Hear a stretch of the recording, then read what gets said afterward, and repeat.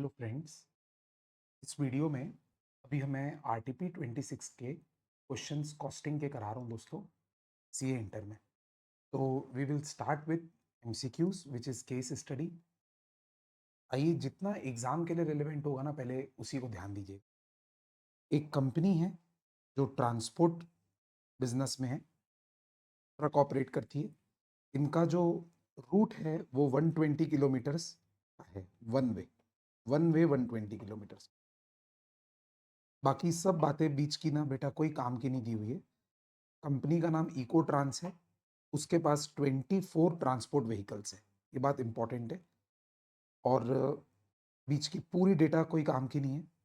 आखिरी में management has decided to undertake a detailed cost analysis for the month of April 25। तो तीन data bus याद रखो कि टोटल 24 व्हीकल्स है और 120 किलोमीटर का वन वे ट्रिप है और डिजायर्ड प्रॉफिट 20% है। अब वो फ्लीट जो 24 गाड़ियां हैं उसका ब्रेकअप दिया हुआ है। 6 गाड़ियां ऐसी है जिसकी कैपेसिटी 10 मेट्रिक टन है, 8 गाड़ियां ऐसी है जिसकी कैपेसिटी 14 मेट्रिक टन है, 6 गाड़ियां ऐसी है जिसकी 18 मेट्रिक टन है और 4 गाड़ियां ऐसी है जिसकी 22 मेट्रिक टन है। ये वाली हैवी गाड़ी है और ये गाड़ी एक प्रकार से लाइट गाड़ी है। और सब मिला के आप देख सकते हैं 24 व्हीकल्स है। आगे एक लाइन लिखी है, each vehicle operates one round trip per day on an average. Round trip का मतलब होगा one outward journey and one return journey. Okay, यानी 120 किलोमीटर दूर गए और 120 किलोमीटर वापस आए। Vehicles are loaded at 85% of the capacity on forward journey and 65% on return journey. यानी ये जो मेट्रिक टन्स लिखे हैं ना, इसका 85% टन गुड्स डाला जाता है जाने के टाइम पे और वापस आने के टाइम पे 65% डाला जाता है। आगे लिखा है, ये लाइन बहुत इंपॉर्टेंट है, 12% of the fleet is under maintenance at any time. यानी सारी की सारी गाड़ियां हमेशा नहीं चलती है, उसमें से 12% अनयूटिलाइज रहे। तो आप पेट्रोल का कॉस्ट निकालोगे चाहे टन किलोमीटर निकालोगे तो आपको आखिरी में 12% हटा के करना है। जो भी आंसर रहेगा उसमें 88% से मल्टीप्लाई करना है, ये निकालने के लिए कि गाड़ियां कितनी। अब मंथली एक्सपेंडिचर दिया हुआ है अप्रैल का, और एक बात याद रखो कि अप्रैल में ये लोग 26 डेज ऑपरेट करते हैं, ये लाइन लिखी हुई है। तो कोई डेटा अगर पर डे होगा और अगर अपने को उसको पर मंथ का कॉस्ट निकालना होगा अप्रैल का, तो हम 26 डेज से मल्टीप्लाई करके निकाल। दोस्तों, इस क्वेश्चन में ये 10-15 खर्चे दिए हुए हैं, बहुत बड़ा क्वेश्चन है ये। 10-15 क्वेश्चन खर्चे दिए हुए हैं। पहले पार्ट की रिक्वायरमेंट है कि अपने को इसमें फिक्स्ड और वेरिएबल को अलग अलग निकालना है। तो एक बार मैं रीडिंग ले लेता हूँ खर्चों की। सैलरी ऑफ ट्रांसपोर्ट ऑपरेटर, जिस फिक्स और वेरिएबल को अलग अलग रखना है। तो दोस्तों, जो आपको फिक्स और वेरिएबल लग रहे हैं बताते जाना। मेरे को लगता है salary of transport operator fixed होगा, सैलरी ऑफ 32 ड्राइवर्स भी फिक्स्ड होगा, वेजेस ऑफ हेल्पर भी फिक्स्ड होगा। लोडिंग अनलोडिंग में पर ट्रिप लिखा है तो इसीलिए ये वेरिएबल हो जाएगा। कंज्यूमेबल स्टोर्स, ये भी वेरिएबल होता है। टोल चार्जेस पर ट्रिप लिखा है तो ये भी वेरिएबल होगा। इंश्योरेंस का एनुअल खर्चा दिया है तो फिक्स होगा। रोड लाइसेंस फीस भी फिक्स्ड होगा। डीजल कॉस्ट तो ऑलरेडी हमेशा दोस्तों वेरिएबल होता है। उसके बाद ल्यूब्रिकेंट एंड ऑयल में आते हैं, ये कुछ देखा नहीं हुआ है पर एनम या पर व्हीकल, और नॉर्मली ये भी गाड़ी की रनिंग के ऊपर डिपेंड करता है तो वेरिएबल मानेंगे। टायर्स ट्यूब्स, इसके ब्रैकेट में रनिंग बेसिस लिखा है तो वेरिएबल मानेंगे। जीपीएस में मंथली बेसिस लिखा है तो फिक्स्ड मानेंगे। Driver safety and training programme, ये वेरिएबल तो हो नहीं सकता, फिक्स्ड। गैरेज रेंट एनुअल लिखा है, फिक्स्ड। वर्कशॉप में routine and emergency, routine word की वजह से ये fix. Electricity and utility expense यानी बिजली बिल, कंपनी का बिजली बिल है ये फिक्स। और डेप्रीशिएशन भी फिक्स। इसके आगे एक और एडजस्टमेंट का पॉइंट दिया हुआ है, बहुत इंपॉर्टेंट है ये। Company operates in house workshop, यानी इनका खुद का एक वर्कशॉप है जहाँ पे रिपेयर वगैरह होता रहता है सामान का, और इसमें ये लोग अपनी गाड़ियों को भी ठीक करते, रिपेयर करते हैं और बाहर वालों के लिए भी काम करते हैं। As a part of internal cost allocation, 45% of transport manager's salary is charged to workshop to reflect time and resource dedicated to overseeing maintenance operation. तो ये जो ट्रांसपोर्ट मैनेजर है ना, इसका 45% सैलरी जो है वो वर्कशॉप में ट्रांसफर होने वाला है। यानी वो जो ट्रांसपोर्ट मैनेजर है वो अपने पूरे टाइम का 45% टाइम उस वर्कशॉप में काम करता है। तो ये कंपनी का ये वाले बिजनेस में ये वाला कॉस्ट एलोकेट नहीं होगा 45% के हद तक। और जो ट्रांसपोर्ट डिपार्टमेंट आगे लिखा है, in return the transport department has been allocated या a portion 95,000 rupees by the workshop for repair and service support during the month. और जो हम लोग अपने इंटरनल डिपार्टमेंट से गाड़ी ठीक करवाते हैं, उस डिपार्टमेंट ने ट्रांसपोर्ट डिपार्टमेंट को 95,000 का कॉस्ट एलोकेट किया। तो ये ट्रांसपोर्ट डिपार्टमेंट हमारा फोकस डिपार्टमेंट है। ट्रांसपोर्ट डिपार्टमेंट के कॉस्ट में 95,000 जुड़ जाएगा, और ये जो ट्रांसपोर्ट मैनेजर की सैलरी है, ये पूरी 75,000 ट्रांसपोर्ट डिपार्टमेंट नहीं कंज्यूम कर रहा है, इसका 55% ट्रांसपोर्ट डिपार्टमेंट कंज्यूम कर रहा है, बाकी 45% अपन इंटरनल वाले में एलोकेट करेंगे। तो अगर ट्रांसपोर्ट डिपार्टमेंट का देखेंगे तो 55%। तो क्वेश्चन की पहली रिक्वायरमेंट, 5 एमसीक्यूज है, सब दो दो नंबर के आएंगे अगर आएंगे तो। What is total fix cost for अप्रैल 2025? तो दोस्तों मैं आपको जल्दी में थोड़ा इसको वाउच करके समझाना चाहूंगा। पहले अप्रैल का ध्यान रखना है और फिक्स वाले कॉस्ट को दिखा देखना है। तो सैलरी ऑफ ट्रांसपोर्ट मैनेजर जो 75,000 दी थी वो ऑलरेडी अप्रैल की थी, बट अभी अभी बात हुई थी हमारी कि अपन इसमें 55% लेंगे। तो देखिए ये ट्रांसपोर्ट मैनेजर की सैलरी का 55% लिया। नेक्स्ट कैलकुलेट, नेक्स्ट फिक्स वाले में सैलरी ऑफ 32 ड्राइवर्स 22,000 ईच, 7,04,000, ये भी एज इट इज आना चाहिए, ये 7,04,000 आ गया।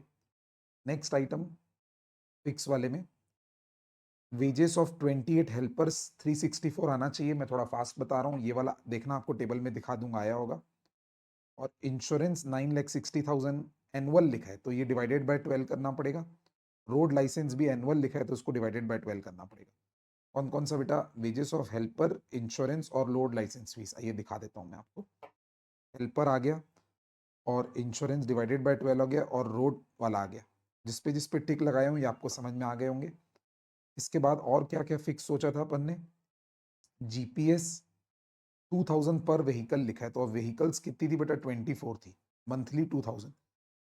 और उसके बाद driver safety same to same आएगा, गैरेज रेंट डिवाइडेड बाय 12 होके आएगा, वर्कशॉप वाला एज इट इज आएगा, और इलेक्ट्रिसिटी भी एज इट इज आएगा, और डेप्रिसिएशन भी एज इट इज आएगा।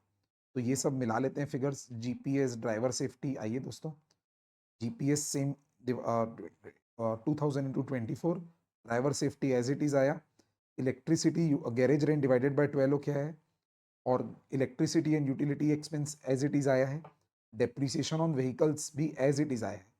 और आपको बताया था कि 95,000 रुपीज का जो इंटरनल डिपार्टमेंट का यहाँ पे ट्रांसफर आने वाला है वो फिक्स के एरिया में एलोकेट हुआ है, तो ये इस प्रकार फिक्स कॉस्ट कैलकुलेट हुआ है इस क्वेश्चन। ठंडे दिमाग से आरटीपी खोल के पढ़िएगा, मैं यहाँ पे आपको सिर्फ गाइडेंस करने के लिए बैठा हूँ बेटा, थोड़ा फास्ट वे में। तो 22,89,250 फिक्स्ड आ जाएगा दोस्तों खर्चा।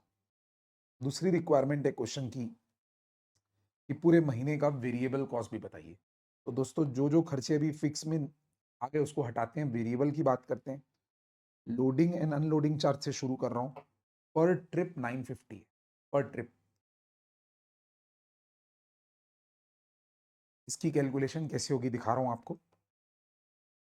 सर वर्किंग नोट बना हुआ है इसमें, इसमें 950 रुपीज पर ट्रिप से शुरू हो रहा है, 950 पर ट्रिप। दोस्तों एक्चुअली आपके सजेस्टेड आंसर में क्या माना है कि राउंड ट्रिप जो वर्ड है, राउंड ट्रिप, इसका दो मतलब होता है, मैं जैसे आपको बताया, वन आउटवर्ड और वन रिटर्न, ठीक है ना। तो इसकी अजम्पशन है कि 950 रुपए जो सामान में लोडिंग अनलोडिंग में लगता है वो एक बार आउटवर्ड जर्नी में अलग लगेगा और रिटर्न जर्नी में अलग लगेगा। कॉमन सेंस है बेटा। आउटवर्ड जर्नी में आप माल चढ़ाओगे एक जगह से, फिर उसको पहुंचाओगे, वहां पे उतारोगे, फिर रिटर्न जर्नी के लिए तो माल फिर से डालना पड़ेगा ना दोस्तों, और फिर वो यहाँ पे आके उतरेगा। इसीलिए 950 रुपए पर ट्रिप का जो मतलब है ना, वो इसका ये मतलब होगा कि आउटवर्ड में 950 एक बार अलग लगेगा, रिटर्न में 950 अलग। तो 950 से शुरू हुआ और 2 ट्रिप का लगेगा बेटा 2 बार। और आपको लाइन लिखी हुई थी क्वेश्चन में, ये देखिएगा कि एक व्हीकल एक दिन में एक बार जर्नी करती है राउंड ट्रिप। तो राउंड ट्रिप में 2 ट्रिप हो गई। इतना जो मैं लिखा हूं उससे एक ट्रक का एक दिन का खर्चा आ गया। इंटू 26 डेज करूंगा तो एक ट्रक का 26 डेज का आ जाएगा। बोलो यस सर। और उसके बाद 24 ट्रक से मल्टीप्लाई करने की गलती मत करना, क्योंकि 24 ट्रक में से 12% तो हमेशा रिपेयर वगैरह में रहती है। तो इसीलिए 24 ट्रक को 88% से मल्टीप्लाई करके आंसर निकालना है। कैलकुलेटर में कीजिएगा सर एक बार। 950 इंटू 2 इंटू 26 इंटू 24 इंटू 88%। अब दोस्तों आपकी आईसीआई ने क्या किया है, ये 88% करने से ना, 24 का 88% करने से ना 21.12 आ रहा है, टू बी प्रिसाइज 21.12। इन्होंने इसको राउंड ऑफ करके 21 ले लिया। तो एमसीक्यू में जो आंसर दिया हुआ है वो इसके करीब वाले में आ रहा है, तो 21.12 को 21 मान लिया इन्होंने, और 12 माने होते ना तो आंसर कुछ और आता, 10,43,000 समथिंग। नेक्स्ट आंसर में आते हैं सर, मतलब नेक्स्ट कैलकुलेशन में। अभी पूरा नहीं हुआ है, अभी सिर्फ राउंड ये इसका पता चला है आपको, लोडिंग अनलोडिंग का। अगला खर्चा है कंज्यूमेबल स्टोर्स 1.5 लाख। इसको तो एज इट इज लिया जाएगा बेटा।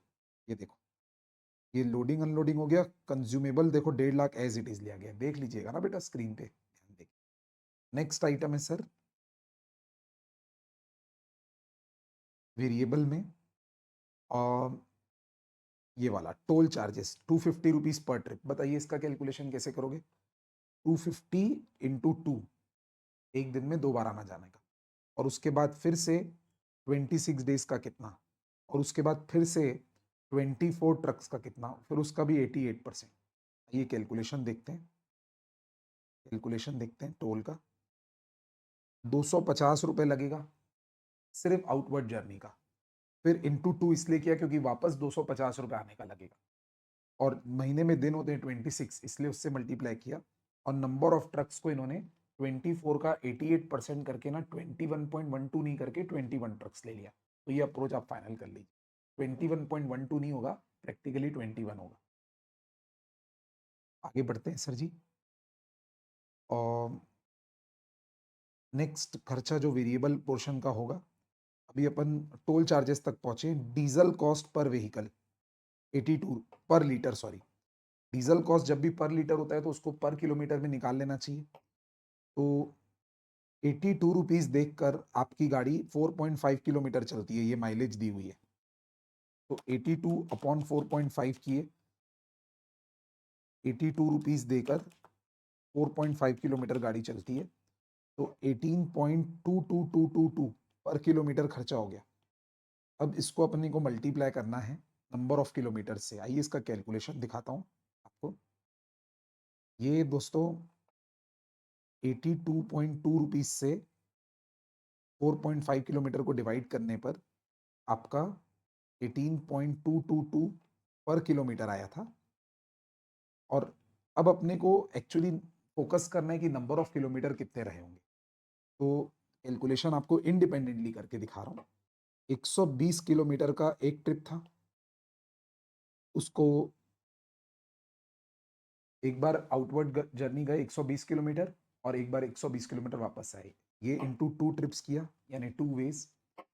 ये हुआ एक ट्रक का एक दिन का किलोमीटर। ऐसे करके 26 डेज से मल्टीप्लाई करूंगा, और उसके बाद आपको याद होगा कि हम लोग की जो ट्रक्स थी वो 21.12 या 21 थी। तो इसको इंटू 21.12 12 से एक बार मल्टीप्लाई कर रहा हूँ या 21 से कर लूंगा। 120 into 240 kilometre into 26 days into 21 से कर रहा हूँ तो 13040 किलोमीटर आ रहा है।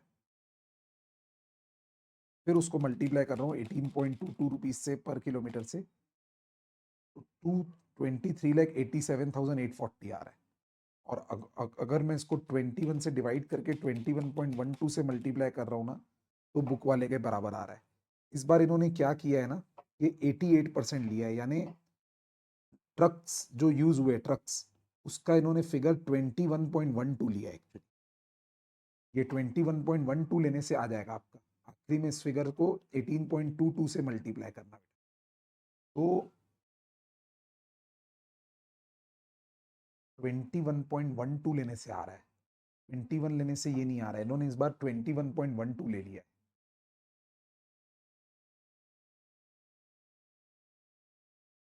एक बार पूरा कैलकुलेशन फिर से समझा रहा हूँ। पहले ये बताओ, आपको 18.22 तो समझ में आ गया था ना, पर किलोमीटर कैसे आया था? 18.222 पर किलोमीटर, वो अलग हो गया। उसके बाद नंबर ऑफ किलोमीटर सब बस का कैसे, 120 किलोमीटर गए इंटू 2 ट्रिप्स इंटू 26 डेज, ये एक बस का हुआ। और ट्रक है टोटल 24 ट्रक, 24 ट्रक का 88% एग्जैक्ट वाला ले लिया इन्होंने। तो ये आंसर आएगा सर आपका 24,01,485।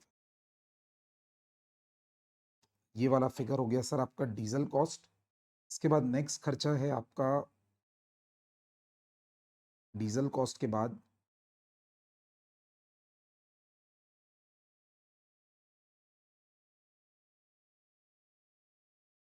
Lubricant and oil as it is जाएगा वेरिएबल में। टायर्स एंड ट्यूब 4,80,000 एक एज इट इज जाएगा। तो ये दोनों एज इट इज आ गए।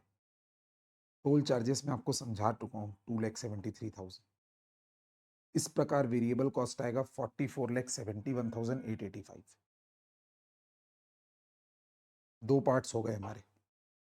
नेक्स्ट क्वेश्चन है, what should be the freight per ton kilometer to achieve 20% profit margin. तो बेटा प्रॉफिट मार्जिन तो साइड करते हैं एक बार, ये फिक्स कॉस्ट हो गया, ये वेरिएबल कॉस्ट हो गया, दोनों को प्लस करेंगे टोटल कॉस्ट आएगा 67,61,135 आ रहा है। और ये लोग प्रॉफिट कमाना चाहते हैं 20% on cost, sorry 20% on takings. तो दो अप्रोच है। पहले इस टोटल कॉस्ट को अपॉन 80 इंटू 100 कर लेते हैं एक बार, तो टोटल टेकिंग्स आ जाएगा। फिर उसको टन किलोमीटर से डिवाइड करेंगे, या फिर इसी टोटल कॉस्ट को टन किलोमीटर से डिवाइड कर देते हैं ताकि कॉस्ट पर टन किलोमीटर आ जाए। कॉस्ट पर टन किलोमीटर को अपॉन 80 इंटू 100 करेंगे तो सेलिंग प्राइस पर टन किलोमीटर आ जाएगा। तो कुल मिला के अभी अपने को टन किलोमीटर निकालना जरूर सीखना पड़ेगा। ये 15,15,571 निकाल के दिया है। कैसे आया है एक बार देखते हैं। टन किलोमीटर, टन किलोमीटर कैसे निकालते हैं? और डिस्टेंस और वेट दोनों का ध्यान देना पड़ता है। तो अपने को पूरे के पूरे इनके 24 ट्रक्स हैं, उसका टन किलोमीटर निकालना है बेटा। तो ध्यान दीजिएगा, 24 ट्रक से शुरू करेंगे। ये था बेटा सब ट्रक्स का डिस्क्रिप्शन। अगर आप क्वेश्चन में ध्यान दे तो 6 गाड़ियां ऐसी थी जो 10 की थी, 8 गाड़ियां ऐसी थी, तो यहीं पे करके बता रहा हूं। एक बार के लिए ना मैं सिर्फ पहली वाली टाइप की गाड़ी का बेस ले रहा हूं। 10 मैट्रिक टन लेके गए, कितना दूर? 120 किलोमीटर दूर। ठीक है, 10 टन, 10 मैट्रिक टन दूर लेके गए, 120 किलोमीटर। आपको याद है जाते समय 85% कैपेसिटी होती थी, आते टाइम 65% होती थी। तो जाने और आने अपने को तो दोनों का लेना है। तो दोनों का लेना है ना दोस्तों, तो आपको एक स्मार्ट कैलकुलेशन बता रहा हूं। अगर आप ये जाने का 85% लिखोगे, फिर आने का फिर से 10 मैट्रिक टन 120 किलोमीटर वापस आओगे, और फिर इसको 65 लिखोगे, इससे ज़्यादा अच्छा कैलकुलेशन है कि इससे ज़्यादा अच्छा कैलकुलेशन है कि आप इसी चीज़ को ऐसे लिख सकते हो कि 10 मेट्रिक टन माल लेके गया, 120 किलोमीटर दूर गया और इतना ही वापस आया, इसको इंटू 2 लिख दो और आखिरी में 75% से मल्टीप्लाई कर दो, यही आंसर आएगा। तो आने और जाने का एक साथ लेके आखिरी में परसेंटेज मल्टीप्लाई कर दो ना, सेम आंसर आएगा। तो ये कैलकुलेशन देखिए, ये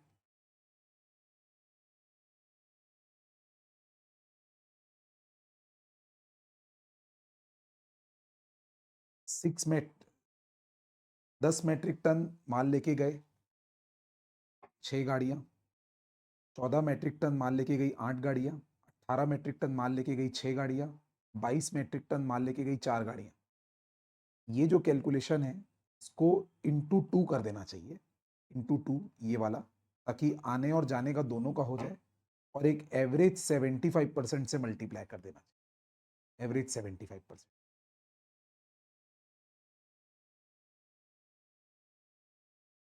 इससे मेरा ख्याल है आ जाएगा आपका पूरा कैलकुलेशन। देखिए दोस्तों, ये कैलकुलेशन आपको समझा रहा हूँ।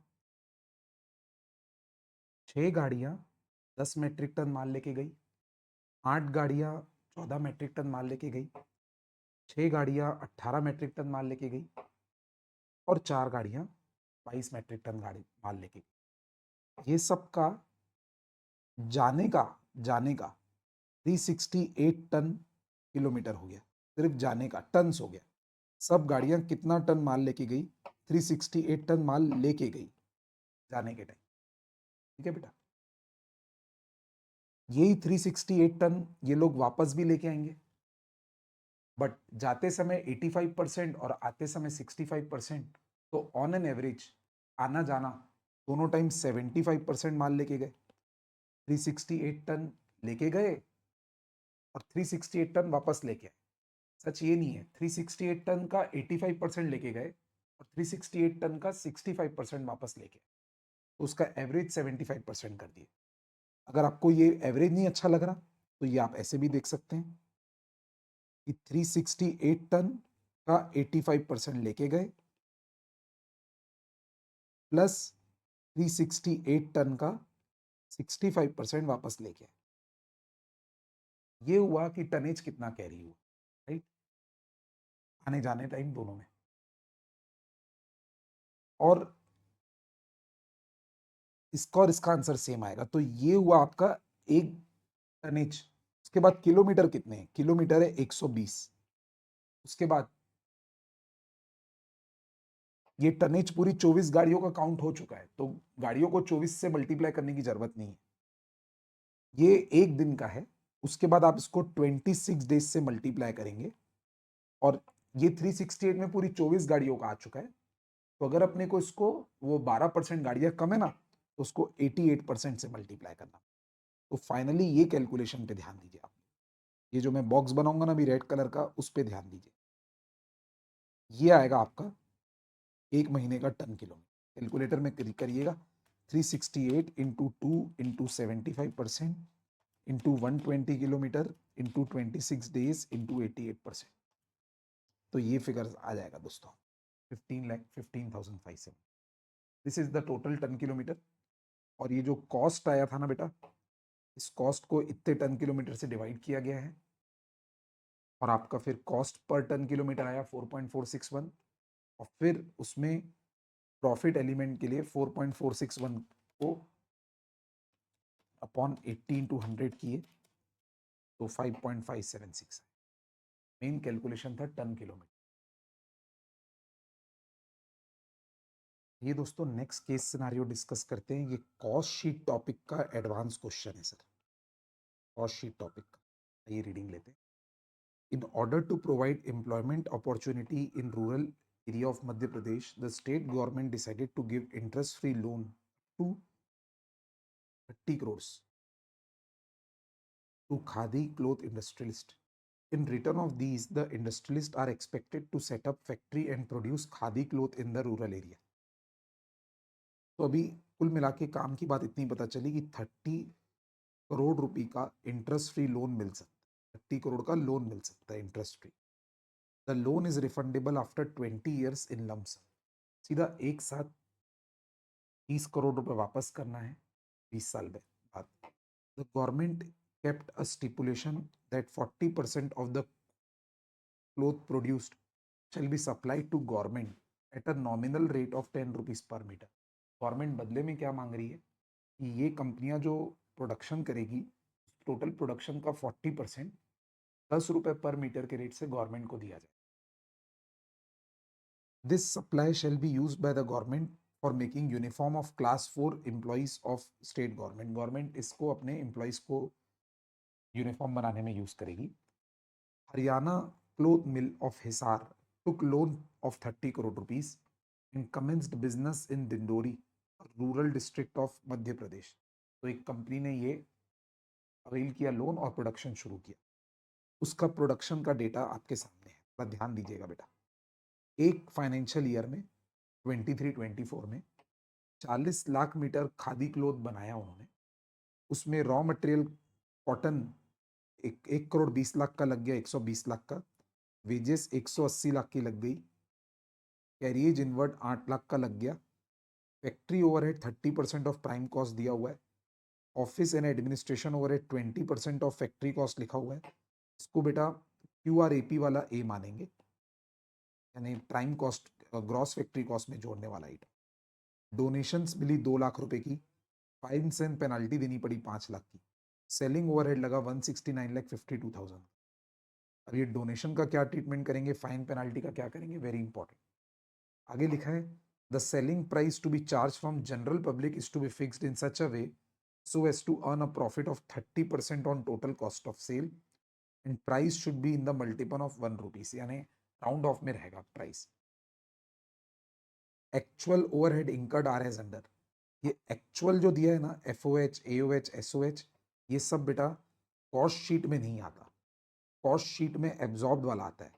कॉस्ट शीट में एब्जॉर्ब्ड वाला आता है। ये लोग एक्चुअल देके ना ये आपको बताना चाह रहे हैं कि कल को फाइनेंशियल बुक्स बनाएंगे, फाइनेंशियल प्रॉफिट लॉस निकालेंगे ना, तो उसमें एक्चुअल के फिगर काम आएंगे बेटा। तो इसको मैं अभी 2 मिनट साइड कर रहा हूं, जब फाइनेंशियल PL निकालेंगे ना तब मैं देखूंगा।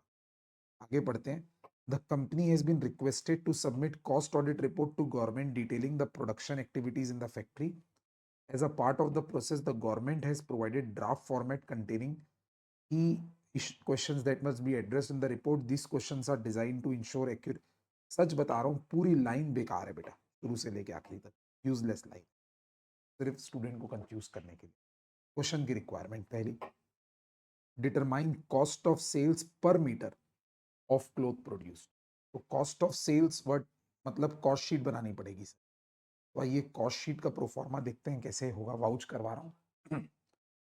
40 लाख मीटर का आपको कॉस्ट शीट दिया हुआ है। रॉ मटेरियल 120 लाख, देखो बेटा यही वाला फिगर यूज किया गया, पहला वाला सर्कल कर रहा हूँ।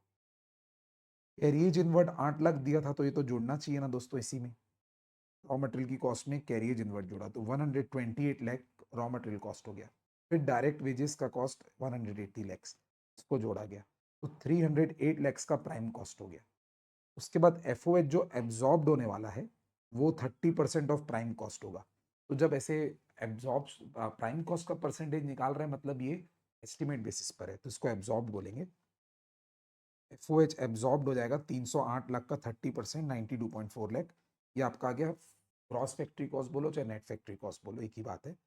उसके बाद AOH जो दिया हुआ है वो है 20% ऑफ फैक्ट्री कॉस्ट।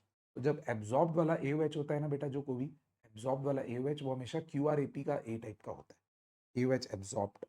तो ये 400 जो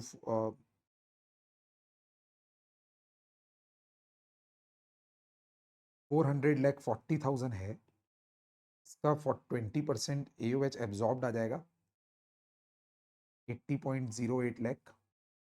इसको जोड़ के आपका कॉस्ट ऑफ प्रोडक्शन आ गया 480.48 लाख। कॉस्ट ऑफ प्रोडक्शन तक पहुंच गए, plus opening FG minus closing FG करते थे पर वो करेंगे नहीं, कॉस्ट ऑफ सेल निकालेंगे क्योंकि पूरा बिकने वाला है। उसके आगे कोई और खर्चा दिया है क्या देखो डोनेशन और पेनल्टी को साइड कर देंगे, वो प्योरली फाइनेंशियल नेचर की चीजें होती है। Selling overhead estimated at 169 lakh 52,000, ये एस्टिमेट वाला जो है ये कॉस्ट रिकॉर्ड में लिया जाएगा, और एक्चुअल वाला देखिए थोड़ा अलग है, ये फाइनेंशियल में लिया जाएगा, ये फाइनेंशियल में लिया जाएगा। तो कॉस्ट ऑफ प्रोडक्शन में सेलिंग ओवरहेड जोड़े, कॉस्ट ऑफ सेल आ गया, लगभग 650 लैक्स आया। 650 लाख का माल, ये कॉस्ट ऑफ सेल है। पहले पार्ट की रिक्वायरमेंट थी कॉस्ट ऑफ सेल पर मीटर निकालो, तो ये 650 लाख को 40 लाख मीटर से डिवाइड किए, तो आंसर आया 16.25 पर मीटर। ये फर्स्ट पार्ट का आंसर हो जाएगा आपका। ये अपने को कितने का पड़ा 1 मीटर, कंपनी को कितने का पड़ा 16.25, और आप याद करो गवर्नमेंट को 10 रुपीज पर मीटर में बेचना था। तो क्वेश्चन की रिक्वायरमेंट है कि गवर्नमेंट के सप्लाई में अपने को लॉस कितना होगा, तो 6.25 का होगा, क्योंकि अपन उसको 10 रुपीज में बेच रहे हैं। क्वेश्चन है what will be the selling price to be charge from general public. General public से याद करो कितना कमाना चाह रहे थे अपन, 30% ऑन कॉस्ट ऑफ सेल, ये कमाना चाह रहे थे। तो आइए उसका आंसर पढ़ते हैं। इसका कैलकुलेशन दोस्तों बहुत स्मार्ट तरीके से होगा कि पब्लिक को अपन कितने में बेचे। एक बात याद रखना, ये कंपनी चाहती है कि कुल मिला के इसको 30% प्रॉफिट हो जाना चाहिए ओवरऑल। 30% किसका, कॉस्ट ऑफ सेल का। तो ऐसा नहीं सोचेंगे बेटा कि हम जो पब्लिक को माल बेच रहे हैं उसका जो कॉस्ट ऑफ सेल होगा उसमें 30% कमाएंगे और गवर्नमेंट वाले में लॉस करेंगे। ऐसा नहीं सोच, ऐसा नहीं सोच। सोचना कैसा है कि जो टोटल कॉस्ट ऑफ सेल है पूरा, पूरे 400 टन का, 400 फटाफट 400 टन ही है ना,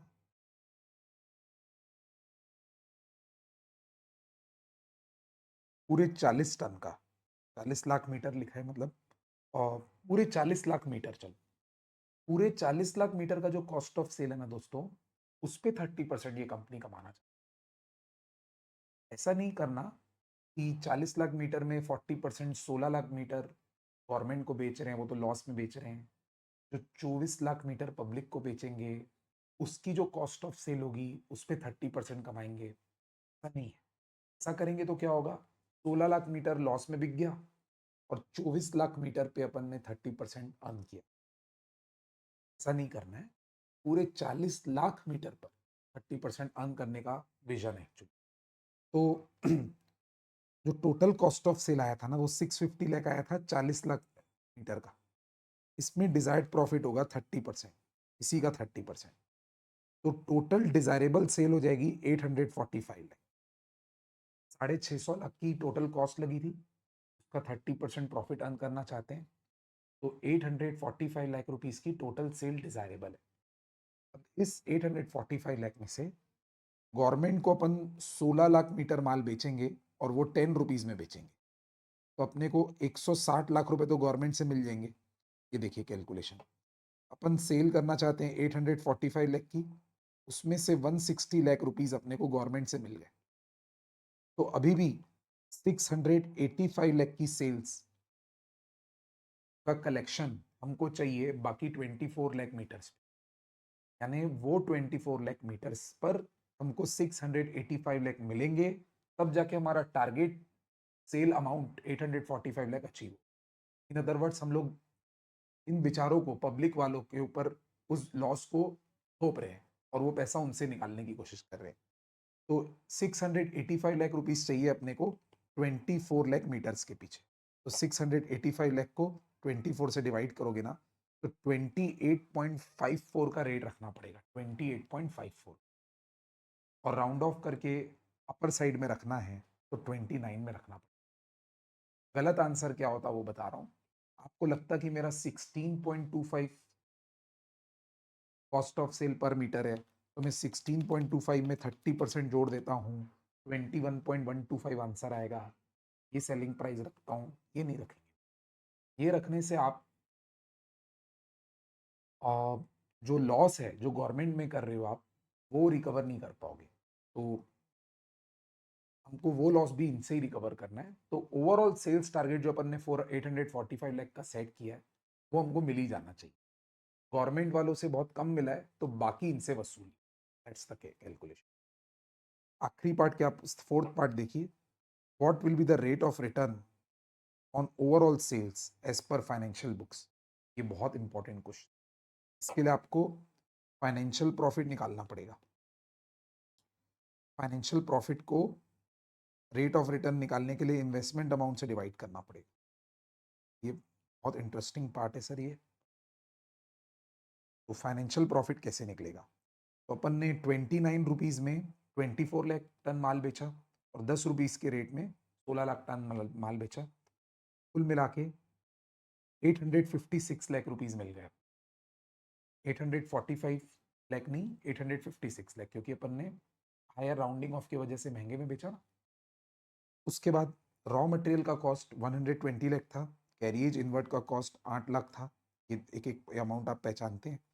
वेजेस दोनों सिस्टम में सेम रहेगा 180 लाख। अब ये जो एफओएच, एओएच और एसओएच है दोस्तों, ये आपको याद दिला दूं, आपको बोला था जब फाइनेंशियल पीएल बनाएंगे तब काम आएगा। तो फाइनेंशियल पीएल में ये वाला एफओएच, एओएच, एसओएच लेना है सर जी। देख लीजिए, एफओएच, एओएच, एसओएच। और डोनेशन और फाइन और पेनाल्टी, डोनेशन इन्होंने पे किया है तो ये खर्चा है प्योरली फाइनेंशियल। फाइन और पेनाल्टी भी खर्चा है प्योरली फाइनेंशियल। तो नेट प्रॉफिट आया 191 लाख का। और रिटर्न निकालने के लिए rate of return, sorry, rate of return, return on investment नहीं पूछा था दोस्तों, rate of return on overall sales proceeds लिखा था, my mistake. Rate of return on overall sales proceeds पूछा था। मैं इसको rate of return on investment निकालना चाहता था, निकालने बैठ गया था। तो ये तो ज़्यादा ईजी है। जो नेट प्रॉफिट है उसको आपको सिर्फ सेल्स से डिवाइड करना है। तो आपका ये rate of return on sales आ गया। फिफ्थ पार्ट पूछा है क्वेश्चन में,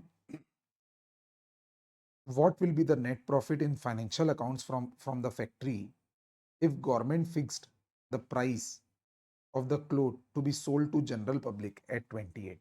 यानी अगर गवर्नमेंट ने बोला होता कि आम जनता को जो बेचा जाएगा वो 28 में बेचा जाएगा तो क्या प्रॉफिट होगा। बहुत इजी है बेटा, सेल्स चेंज होगा बस। सेल्स जो 856 लाख लिए है ना, इसमें ये 28 रुपीज इंटू 24 लाख, और गवर्नमेंट वाला तो 160 लाख है ही, तो रिवाइज सेल्स फिगर 832 लैक्स हो जाएगा। और जो खर्चा है वो तो सब वैसे का वैसे ही रहेगा। तो कुल मिला के आपकी जो रिवाइज सेल हो जाएगी वो 24 लाख रुपए कम हो जाएगी। 856 लाख की जगह 832 लैक्स। तो 24 लाख की सेल्स कम हो जाएगी ना, कॉस्ट वही के वही रहेंगे, तो प्रॉफिट 24 लाख कम हो जाएगा। 161 lakh will become 191 lakh will become 167 lakh. So that is the easy answer I believe। Next question दोस्तों स्टैंडर्ड कॉस्टिंग का है। एक यूनिट को बनाने में जो स्टैंडर्ड कॉस्ट लगती है वो दिया हुआ है। डायरेक्ट मटेरियल 10 kg लगता है, यानी स्टैंडर्ड क्वांटिटी पर यूनिट 10 है। 5 रुपीज़ पर केजी प्राइस है, यानी स्टैंडर्ड प्राइस हो गया। लेबर का छोटा एसएच दे दिया है आपको, एसएच पर यूनिट 4 आवर्स, और ये स्टैंडर्ड रेट पर आवर है। वेरिएबल ओवरहेड में भी स्टैंडर्ड रेट पर आवर 5 दे दिया है। फिक्स्ड ओवरहेड में 10 रुपीज़ पर यूनिट लिखा है, तो इसका स्टैंडर्ड रेट पर आवर कैसे निकालेंगे। अगर आप 10 रुपीज़ पर यूनिट को अगेन इस 4 आवर्स से डिवाइड कर दोगे तो आपका 2.5 रुपीज़ पर आवर आंसर आ जाएगा। ये आपका स्टैंडर्ड रेट पर आवर होगा। ठीक है। और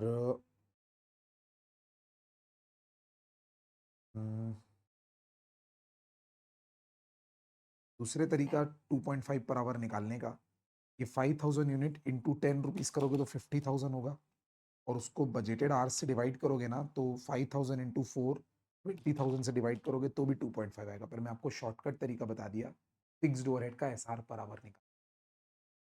लिखा है during the month company actually produced 4800 unit, यानी ये एओ है, एक्चुअल आउटपुट है।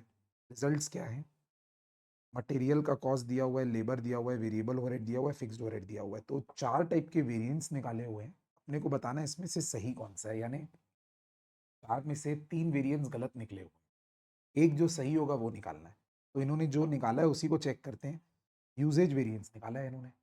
यूजेज वेरिएंस का फॉर्मूला होता है standard quantity minus actual quantity, और बाहर स्टैंडर्ड प्राइस पर यूनिट से मल्टीप्लाई करते हैं।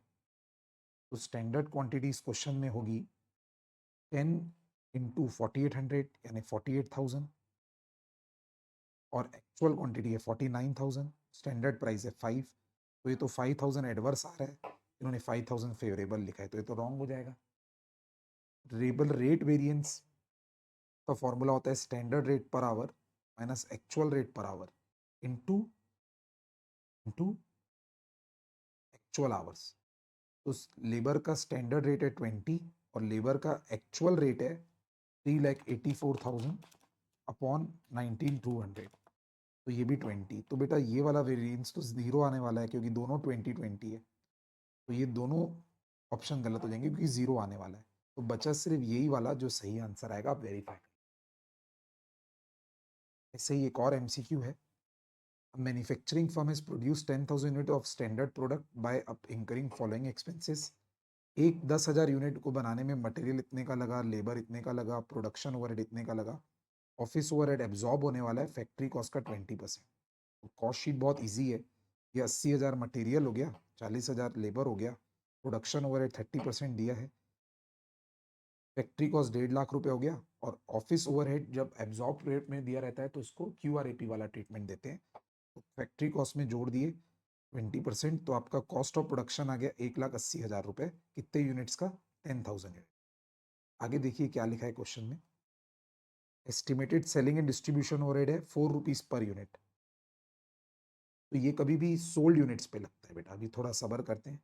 कंपनी की पॉलिसी, कंपनी के पास कोई ओपनिंग स्टॉक तो नहीं है, बट कंपनी के पास 20% क्लोजिंग स्टॉक रहेगा, यानी 2,000 यूनिट्स अनसोल्ड रहेंगे। तो इस 2,000 यूनिट्स की कॉस्ट निकालनी पड़ेगी, क्योंकि ये 1,80,000 तो कॉस्ट ऑफ प्रोडक्शन है कितने यूनिट्स का? 10,000 यूनिट्स का। 2,000 यूनिट्स का प्रोपोर्शनेट कॉस्ट निकालेंगे 36,000 आएगा। तो cost of production plus opening stock minus closing stock 36,000 करेंगे, तो 8,000 यूनिट्स की कॉस्ट ऑफ गुड्स सोल्ड आ जाएगी 1,44,000। के बाद सेलिंग ओवरहेड आप चार्ज करोगे 4 रुपीज ऑन यूनिट सोल्ड, तो 4 रुपीज इंटू 8,000 32,000 होगा। कॉस्ट ऑफ सेल्स 1,76,000 आ जाएगा, और इसको कंपनी 20% ऑन सेल्स में बेचना चाहती है प्रॉफिट, तो कॉस्ट 80% के बराबर होगा। इसको अपॉन 80 इंटू 100 1,76,000 अपॉन 80 इंटू 100 करने से भी 2,26,000 का 2,20,000 का सेल्स रेवेन्यू आएगा आपका। और ये 8,000 यूनिट्स की कॉस्ट है, तो डिवाइड करेंगे तो सेलिंग प्राइस 27 पॉइंट। एक और छोटा सा question. AB product AB has a standard cost of 32, जिसमें से 6 रुपीज डायरेक्ट मटेरियल है। Budgeted production for the month is 1,600 units. During the month 1,500 units were produced and material worth 9,000 was purchased. There is no opening stock of material, but closing stock, which is valued at standard cost, is 1,500 rupees. तो 1,500 rupees standard पे value हुआ है, जबकि standard cost 6 rupees है material की। 1,500 upon 6, 250 unit का closing stock हो जाएगा। इसका मतलब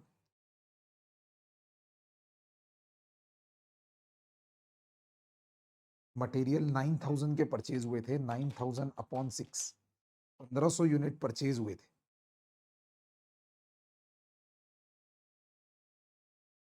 में से 250 यूज नहीं हुए, 1,250 यूज हुए। क्वेश्चन है what is the total variance of material, total variance ये निकालते हैं दोस्तों। में क्या कैलकुलेशन हुआ है ना दोस्तों, पहली बात ये माना गया है कि एक यूनिट प्रोडक्ट को बनाने में एक यूनिट रॉ मटेरियल लगता है। तो इन्होंने 1,500 यूनिट प्रोडक्ट बनाया है, तो इसके लिए 1,500 यूनिट रॉ मटेरियल लगना चाहिए, ऐसा इन्होंने मान लिया स्टैंडर्ड क्वांटिटी। और एक यूनिट रॉ मटेरियल का प्राइस है 6 रुपीज, तो 1,500 is your standard quantity, 6 rupees is your standard price. ये हो गया S Q into S P, cost variance निकालने के लिए। और माइनस करते हैं actual A P into A Q, A P into A Q यानी, और ए क्यू भी वो जो कंज्यूम हुआ है। तो ना बेटा क्या हुआ, अपन 1,200 खरीदे तो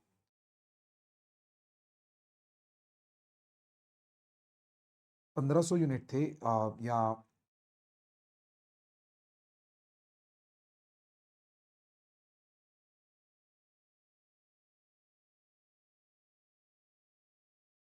9,000 रुपए के मटेरियल परचेज किए थे, 9,000 के।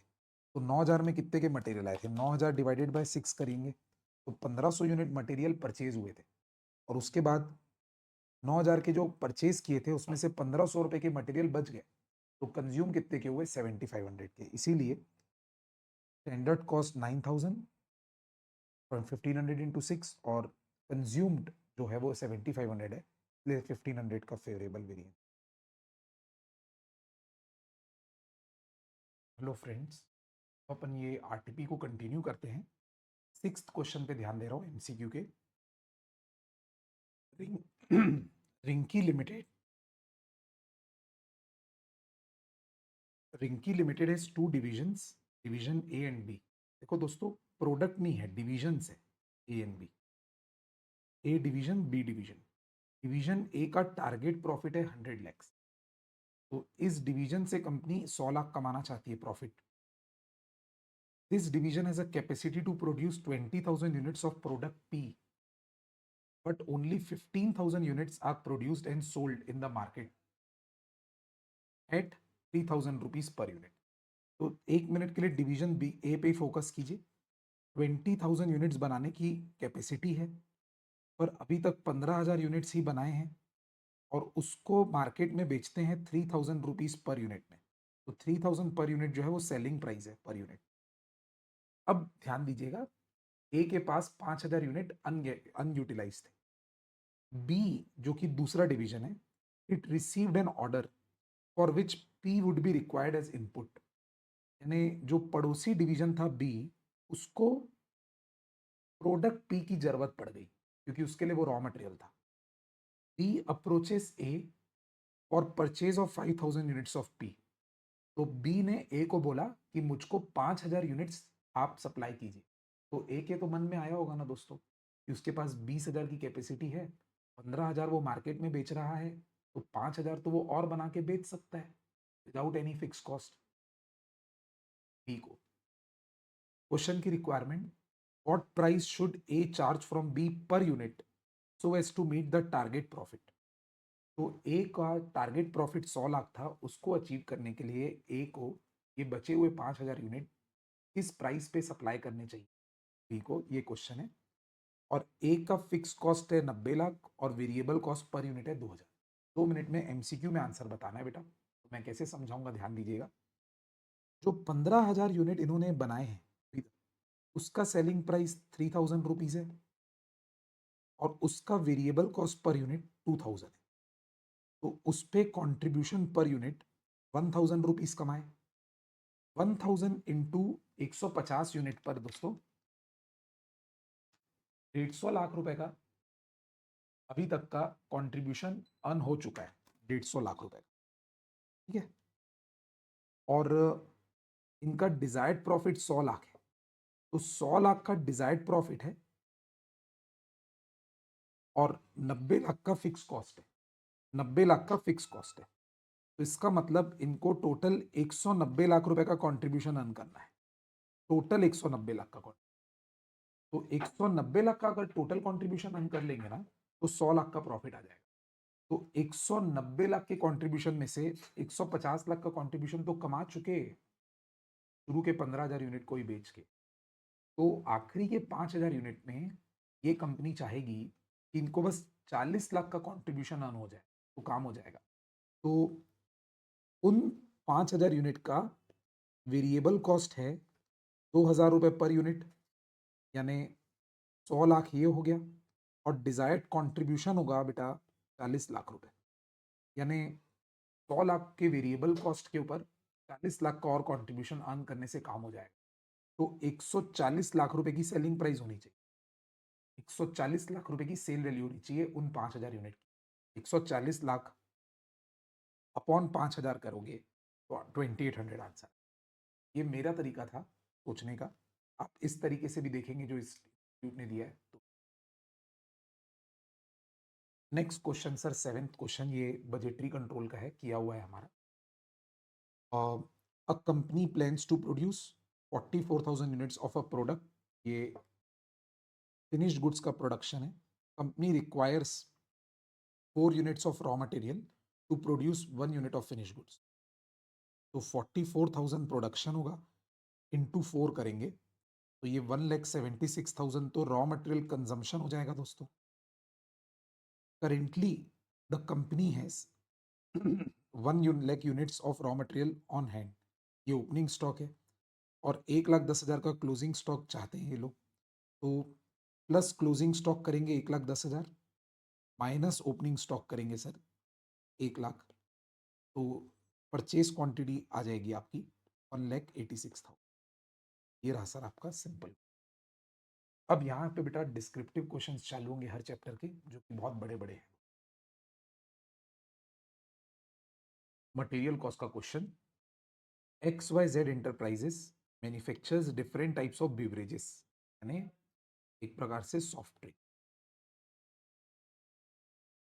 The monthly demand pattern for these beverages is as follows. बेटा 3 टाइप के प्रोडक्ट हैं इनके, orange juice, apple juice, grape juice. ये तीनों प्रोडक्ट की डिमांड दी हुई है बेटा मंथली, ध्यान दीजिए प्रोडक्ट की। अब एक एप्पल जूस को बनाने में, 1 लीटर एप्पल जूस को बनाने में, और ऑरेंज जूस को बनाने में, और ग्रेप जूस को बनाने में, 1 लीटर एप्पल जूस को बनाने में 6 kg एप्पल लगता है। 1 kg ऑरेंज जूस बनाने में 3 kg ऑरेंज जूस लगता है, और 1 kg ग्रेप जूस को बनाने में 5 kg ग्रेप लगता है, और कोई ओपनिंग क्लोजिंग स्टॉक है नहीं। तो इससे पता चल जाएगा कि हमको तीनों टाइप के रॉ मटेरियल की कितनी एनुअल रिक्वायरमेंट। रॉ मटेरियल कौन है इसमें बेटा? ऑरेंज, एप्पल और ग्रेप, ये रॉ मटेरियल है, और इनका जो जूस है वो प्रोडक्ट है। क्वेश्चन में आगे, this company can source the raw material, source मतलब purchase the raw material, either from local farmers और फ्रॉम होलसेल सप्लायर, या तो किसान से खरीद सकते हैं या तो होलसेलर से। और आगे लिखा है, the company has flexibility to purchase any quantity of material from wholesale supplier, but when buying from farmers or in case of import, it must adhere to minimum quantity that is specified for each type of material। तो एक बात याद रखना, अगर wholesaler से खरीदेंगे तो purchase quantity जो चाहे फिक्स हो सकती है, पर अगर फार्मर से खरीदेंगे या इंपोर्ट करेंगे तो मिनिमम परचेज क्वांटिटी का कंडीशन होता है। अब कंडीशंस क्या है वो दिया हुआ है। अगर ऑरेंज होलसेलर से खरीदेंगे, देखो टेबल कैसे पढ़ रहा हूँ, तो कोई भी क्वांटिटी खरीद सकते हैं, प्राइस लगाएगा वो 18 रुपीज पर केजी, यानी purchase price per unit. Transportation cost रहेगा 5,000 रुपीज, ये पर ऑर्डर लगता है बेटा, कभी भी याद रखना transportation. Loading cost 10 rupees per KG, या 10 रुपीज पर 50 kg, तो दैट इज 0.2 पर केजी हो जाएगा।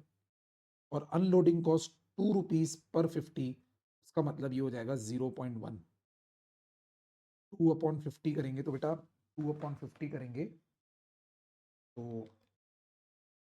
0.04, 2/50 0.04 पर केजी।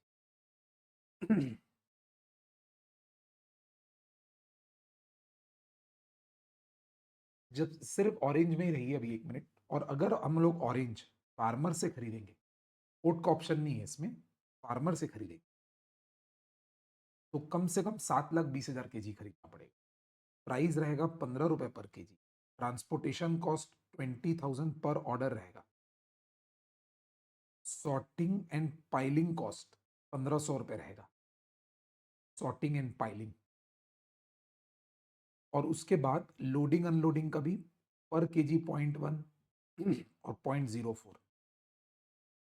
सिर्फ ऑरेंजेस में ही सीमित रही है अभी, बाकी दो रॉ मटेरियल पे मत जाइए। क्वेश्चन की रिक्वायरमेंट देखिए, calculate the total purchase cost for each raw material. अभी अपन ऑरेंज पे फोकस कर रहे हैं, अंडर 2 ऑप्शंस। अगर होलसेलर से खरीदेंगे तो क्या रेट पड़ेगा पर केजी, और फार्मर से खरीदेंगे तो क्या रेट पड़ेगा पर केजी। तो मैं अभी सिर्फ ऑरेंज का समझा रहा हूँ। देखिए दोस्तों, होलसेलर से खरीदेंगे तो परचेज प्राइस 18 रुपीज दी हुई, loading cost per KG purchase price में जुड़ेगी 0.2, अनलोडिंग कॉस्ट 0.04 पर केजी परचेज प्राइस पे जुड़ेगी, तो परचेज प्राइस हो गई 18.2। बस ये हो गया परचेज प्राइस का कैलकुलेशन। और अगर अपन फार्मर से खरीदेंगे तो प्राइस पर केजी है 15 रुपए, जैसे कि ये दिया हुआ था। और उसके बाद लोडिंग का वही 10 पैसा और वही मेथड से 4 पैसा 15.1। दोस्तों जो सॉर्टिंग का और ट्रांसपोर्टेशन का कॉस्ट है ना, ये पर ऑर्डर लगेगा बेटा। पर ऑर्डर लगने की वजह से ये ऑर्डरिंग कॉस्ट होगा। अब इसी मेथोडोलॉजी से, जैसे मैंने ऑरेंज का आपको बताया परचेज प्राइस, वैसे ही आपको एप्पल का भी निकालना है। परचेज प्राइस 12 रुपए रहेगा, लोडिंग कॉस्ट 0.2 और 0.04 रहेगा, अनलोडिंग इसको जोड़ेंगे पर केजी है ना बेटा, तो परचेज प्राइस में जुड़ जाएगा। और इसमें 3/50 मतलब 3/50 करोगे अगर आप, तो 3/50 इज 0.06 और ये 0.04। उसी मेथोडोलॉजी से चलेगा ये, सेम मेथड है। तो बेटा प्लीज इसके आगे का ये वाउच खुद कर लेंगे। मैं ऑरेंज में सिखा दिया ना प्राइस पर केजी निकालना दोनों ऑप्शन में, तो एप्पल और ग्रेप्स का भी आपको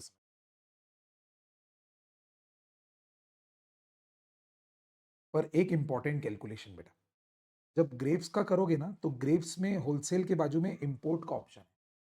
इंपोर्ट में कह रहा है कि 8% इंपोर्ट ड्यूटी लगेगी, जिसका इनपुट टैक्स क्रेडिट नहीं मिलेगा। तो परचेज प्राइस 25 रुपए रहेगा ना बेटा, 25 रुपए में 8% इंपोर्ट ड्यूटी जोड़ देंगे।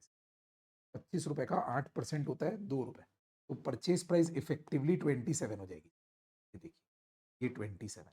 और फिर लोडिंग अनलोडिंग जैसे जोड़ते हैं वैसे ही जोड़। दूसरी रिक्वायरमेंट में आते हैं सर क्वेश्चन के, calculate EOQ of each material under both option. तो 1 मिनट के लिए पहले मैं सिर्फ ऑरेंज का समझाना चाहता हूं ताकि कंसेप्चुअल क्लैरिटी हो जाए। इतना बड़ा क्वेश्चन साइज में नहीं आ सकता दोस्तों, 7-8 नंबर। कॉन्सेप्ट क्लैरिटी के लिए बता रहा हूँ, एक रॉ मटेरियल से भी सीख जाओगे आप। ईओक्यू निकालने के लिए क्या क्या चाहिए रहता है, √2 इंटू ए इंटू ओ अपॉन सी, राइट। तो पहले अपने को ऑरेंज का एनुअल रिक्वायरमेंट निकालना पड़ेगा। ऑरेंज का एनुअल रिक्वायरमेंट कितना होगा, याद करिए। ये 60,000 लीटर बनाना है, एक को बनाने में 3 केजी ऑरेंज लगता है, तो 60,000 इंटू 3, और ये पर मंथ दिया था, तो एनुअल निकालने के लिए इंटू 12, 21,60,000 विल बिकम योर ए। अब आता है ओ, ऑर्डरिंग कॉस्ट पर ऑर्डर कितना लगेगा। तो इस ऑप्शन में बात करते हैं बेटा, ये वाले में ऑर्डरिंग कॉस्ट पर ऑर्डर सिर्फ ट्रांसपोर्टेशन लगने वाला है 5,000 रुपीज, सिर्फ ट्रांसपोर्टेशन लगने वाला है 5,000। तो होलसेल मार्केट से खरीदने पर ऑर्डरिंग कॉस्ट यानी ओ 5,000 रुपीज। अब बचता है सी, कैरिंग कॉस्ट। कैरिंग कॉस्ट पे आते हैं। सी कैरिंग कॉस्ट के लिए बेटा दो खर्चों को कंसिडर किया जाएगा, ध्यान दीजिएगा। एक ये वाला देखिए, इंटरेस्ट लगता है 15%। 15% कभी भी परचेज प्राइस पे कैलकुलेट करते हैं। और 1,000 रुपए का खर्चा लगता है रेंट का पर 1,000 केजी, 1,000 पर 1,000, तो 1,000 अपॉन 1,000 करके 1 रुपीज आएगा। तो दो चीजें सी बनेगी देखिए, एक इंटरेस्ट कॉस्ट। इंटरेस्ट कॉस्ट कैसे निकला, जो इफेक्टिव परचेज प्राइस था 18.24, उस पर 15% मल्टीप्लाई किए, 27.2.736 हुआ कैरिंग कॉस्ट इंटरेस्ट वाला, और 1 रुपए का वेयर हाउस रेंट, कुल मिला के 3.73। तो ए ओ और सी फाइनल हो गया। 2 इंटू 5,000, सॉरी 2 इंटू 21,60,000, 2 इंटू 21,60,000, ये हुआ ए, और ओ है 5,000, और सी है आपका ये वाला 3.736। ऐसा करने से आपका ईओक्यू आएगा ऑरेंज का, और ये ईओक्यू जो ऑरेंज का आएगा दोस्तों, ये आंसर आएगा बेटा ये। और ये होलसेल मार्केट वाले का। अब अपन फार्मर वाला ऑप्शन भी देखेंगे। फार्मर वाले ऑप्शन में हमारा परचेज प्राइस देखिए 15.14 था, तो सी 15.14 था, थोड़ा ध्यान रखना। और इसके ईओक्यू में टू वही का वही है, एनुअल रिक्वायरमेंट भी 21,60,000 है, बट जो ऑर्डरिंग कॉस्ट है पर ऑर्डर वो 21,500 कैसे आ गई वो बता रहा हूं बेटा। ओरिजिनल क्वेश्चन में 20,000 का ट्रांसपोर्टेशन है, और सॉर्टिंग और पाइलिंग का खर्चा 1500 है, तो ओ बन जाएगा आपका 21,500। और कैरिंग कॉस्ट 3.271 कैसे आया? ये ऐसे आया दोस्तों, क्योंकि इफेक्टिव परचेज प्राइस अभी आपको याद होगा 15.14 था, इसका 15% कैलकुलेट किए तो 2.271 ये, और ₹1 का वेयर हाउस रेंट, तो 3.271। इस प्रकार आपका ये कैरिंग कॉस्ट, तो इसमें ईओक्यू इतनी क्वांटिटी आएगा सर।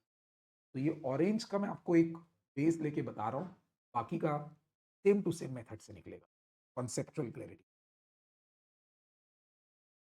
एक और रिक्वायरमेंट है, रिक्वायरमेंट 3, हमको रिकमेंड करना है कि ग्रेप्स को अपने को कहाँ से खरीदना चाहिए अगर मिनिमम इंपोर्ट क्वांटिटी 1.5 लाख है। तो इसमें कॉस्ट कंपैरिजन होगा सर जी, होलसेल मार्केट और इंपोर्ट वाले ऑप्शन में कंपैरिजन होगा, तीनों कॉस्ट को कंसिडर किया जाएगा, एक परचेज कॉस्ट, एक ऑर्डरिंग कॉस्ट और एक कैरिंग कॉस्ट। इसका जो टोटल अमाउंट आएगा उसका कंपैरिजन होगा दोस्तों। अब वो शुरू करते हैं। तो ये अमाउंट कैसे कैलकुलेट होगा वो सब, अगर आप ग्रेप्स का हमारा सेल मार्केट वाला और इंपोर्ट वाले ऑप्शन ईओक्यू निकाले होंगे, तो ईओक्यू आया होगा 17,562 और इसमें 1,50,000 में, तो मिनिमम ही 1.5 लाख की रिक्वायरमेंट है, तो 1.5 लाख ऑर्डर प्लेस करेंगे दोस्तों। इसमें आपको पहले परचेज कॉस्ट निकाल, परचेज कॉस्ट का फॉर्मूला होगा एनुअल रिक्वायरमेंट, दोनों ही ऑप्शन में 3 लाख है, और परचेज प्राइस इफेक्टिव 32.24 और 27 से परचेज कॉस्ट आएगा। फिर आते हैं सर अपन ऑर्डरिंग कॉस्ट पे, तो ऑर्डरिंग कॉस्ट में नंबर ऑफ ऑर्डर्स जो होगा वो 3 लाख अपॉन ये करने से 17 ऑर्डर्स, और इसमें 2 ऑर्डर्स, तो 17 ऑर्डर्स और 2 ऑर्डर्स, और ऑर्डरिंग कॉस्ट पर ऑर्डर इस वाले ऑप्शन में 3000 है, इसमें 15, ये आपका ऑर्डरिंग कॉस्ट। और कैरिंग कॉस्ट में ऑर्डर क्वांटिटी अपॉन 2 करना है, ऑर्डर क्वांटिटी अपॉन 2, तो ये आएगा बेटा order quantity upon 2 average into carrying cost per unit per annum, जो ईओक्यू निकालने के टाइम आप कंसिडर किए थे वो ये था। तो इस प्रकार आपका दोनों ऑप्शन का टोटल कॉस्ट कम आ रहा है, टोटल कॉस्ट इंपोर्ट करने पर, अभी इंपोर्ट का ऑप्शन। नेक्स्ट क्वेश्चन जो हमारे में है ना दोस्तों, मैं आपको अपनी बुक से भी दिखाना चाहता हूँ। लेबर का जो क्वेश्चन इन्होंने बनाया है, ये टॉमी एचएल लिमिटेड वाला, ये क्वेश्चन है तो जनवरी 26 आरटीपी का, बट ये क्वेश्चन ना बहुत ज़्यादा रिपीटेटिव है। ये सेम क्वेश्चन पहले भी आरटीपी में आ चुका है और हम अपनी क्लास में कर चुके हैं। ये मैं अपनी बुक आपको सामने शेयर कर रहा हूँ, आप अपनी बुक में ये देख सकते हैं। अपनी बुक का 49th number question same to same यही, सेम टू सेम। ये आरटीपी नवंबर 20 का क्वेश्चन था, और ये क्वेश्चन अपन क्लास में किए हैं, आप अपनी बुक्स में देख लीजिएगा। सेम टू सेम क्वेश्चन दोस्तों, फिगर्स और वर्ड्स बदल के, कॉन्सेप्ट एकदम सेम, सिर्फ फिगर्स बदले हैं, आइटम्स भी वही हैं। तो ये क्वेश्चन आरटीपी में डाला गया। अभी जो स्क्रीन पे देख रहे हो आप, ये हमारी बुक का क्वेश्चन, और ये आरटीपी का क्वेश्चन सेम है एकदम। इसीलिए इस क्वेश्चन को मैं इस वीडियो में नहीं डिस्कस करना चाहूँगा, आंसर पूरा प्रॉपर दिया हुआ है और क्लास का किया हुआ है, क्योंकि बाकी क्वेश्चंस काफ़ी नए नए को डिस्कस। देखिए दोस्तों, अब क्वेश्चन नंबर 10 अपन अभी शुरू करेंगे। ये क्वेश्चन का जो कॉन्सेप्ट है वो है दोस्तों ओवरहेड चैप्टर का फर्स्ट पार्ट, जो अपन प्राइमरी सेकेंडरी डिस्ट्रीब्यूशन वाला चैप्टर पढ़ते थे। उस चैप्टर में ना दोस्तों एक वर्ड होता था एलोकेशन ऑफ ओवरहेड, और एक वर्ड होता था एपोर्शनमेंट ऑफ ओवरहेड। पूरा ये क्वेश्चन जो है ना दोस्तों, वो सिर्फ ये दो वर्ड्स पर है, एलोकेशन ऑफ ओवरहेड और एपोर्शनमेंट ऑफ ओवरहेड। दोस्तों कंपनी के जितने भी डिपार्टमेंट्स होते हैं, चाहे प्रोडक्शन डिपार्टमेंट हो चाहे सर्विस डिपार्टमेंट हो, स्टेप वन ये होता है कि कंपनी के सभी ओवरहेड इन सभी डिपार्टमेंट्स में बट जाने चाहिए, जिसको बोलते हैं प्राइमरी डिस्ट्रीब्यूशन। और प्राइमरी डिस्ट्रीब्यूशन करने की दो टेक्निक होती है, एक होता है एलोकेशन और एक होता है एपोर्शनमेंट। दोनों में डिफरेंस क्या है? अगर कोई ओवरहेड डिपार्टमेंट वाइज दिया हुआ हो क्वेश्चन में, तो उसको एलोकेशन कहते हैं, या एलोकेशन मतलब बटा हुआ है वो, अपने को सिर्फ डिपार्टमेंट्स में फिक्स करना है। और अगर कोई खर्चा कॉमन दिया हो और हमको कोई लॉजिकल बेसिस लगाकर को डिपार्टमेंट्स में बांटना पड़े, तो उसको अपॉर्शनमेंट बोलते हैं। इस क्वेश्चन की खासियत क्या है? इस क्वेश्चन में 4 डिपार्टमेंट है। सीधा मेन मेन पॉइंट बता रहा हूँ बेटा। एक का नाम प्रोडक्शन डिपार्टमेंट है, एक का नाम एडमिन, एक का नाम सेल्स, एक का नाम जनरल मैनेजमेंट। नाम याद रख लीजिए, ये 4 डिपार्टमेंट्स। और उसके बाद हमको ना ये खर्चों की लिस्ट दी हुई है, 10-20 खर्चों की। ये एक-एक खर्चे को अपने को इन चारों डिपार्टमेंट्स में बाँटना है। बट यहाँ से सबसे इम्पोर्टेंट बात, हर खर्चा ना दोस्तों अ, या तो एलोकेट होके बँटनेगा या तो एपोर्शन होके बँटेगा। एलोकेट करके तब बाँटेंगे हम, जब हमको कोई खर्चे का अमाउंट डिपार्टमेंट वाइज़ दिया हो, कि ये खर्चा इस डिपार्टमेंट में इतना लगेगा। क्वेश्चन नहीं दिया हो, तो उसको एलोकेशन के टेबल में डालेंगे। और जिसके लिए जिस भी खर्चे के लिए हमको दिमाग लगाना पड़े, हमको कोई रेशियो डिसाइड करना पड़े, तो उसको अपॉर्शनमेंट के टेबल में डालेंगे। और दोनों काम करते-करते आप ये बात कॉन्सेप्चुअली समझिए कि आप प्राइमरी डिस्ट्रीब्यूशन ही कर रहे हो। क्योंकि हर खर्चे को डिपार्टमेंट में बाँटना is called primary distribution. But कुछ एलोकेशन से बँटेंगे, कुछ अपॉर्शनमेंट से। जैसे मैं आपको एक एग्ज़ाम्पल देता हूँ। जैसे ये इनडायरेक्ट मटेरियल कॉस्ट, ये 12.5 लाख रुपए का टोटल कॉस्ट है। जिसका ब्रेकअप दिया हुआ है कि मैन्युफैक्चरिंग में इतना लगा, स्टोर्स में इतना लगा। मैन्युफैक्चरिंग और स्टोर्स दोस्तों दोनों प्रोडक्शन ही होता है। फिर जनरल एडमिन में इतना लगा, पर्सोनल जनरल एडमिन का ही पार्ट होता है, और फिर सेल्स में इतना लगा। तो ये डिपार्टमेंट वाइज बटा है ना, मतलब ये एलोकेशन में जाएगा, राइट? और अगर कोई खर्चा कॉमन दिया हो और हमको डिवाइड करना पड़े, तो उसको अपन अपॉर्शनमेंट बोलेंगे। जैसे एक एग्जांपल दे रहा हूँ आपको। जैसे अ, ये ग्रुप एम्प्लॉय इंश्योरेंस है, जैसे टोटल 3,10,000 का, और ये बोल रहा है कि ग्रॉस सैलरी के बेसिस पे डिवाइड करो, तो ये अपॉर्शनमेंट के टेबल पे। तो क्वेश्चन की रिक्वायरमेंट पढ़ेंगे। एक शेड्यूल अपने को ऐसा बनाना है जिसमें कॉस्ट एलोकेशन दिख रहा हो, production department, admin department, sales department और जनरल मैनेजमेंट में। फिर एक टेबल बनाना है जिसमें शेड्यूल बना हो कॉस्ट अपॉर्शनमेंट का, किसमें किसमें, प्रोडक्शन डिपार्टमेंट, एडमिन, सेल्स और जनरल मैनेजमेंट। तो अब अपने को डिसाइड करना है क्वेश्चन के आइटम्स को देख के कि कौन सा एलोकेशन होगा और कौन सा एपोर्शन। तो शुरू करते हैं सर। सबसे पहले रॉ मटेरियल कॉस्ट।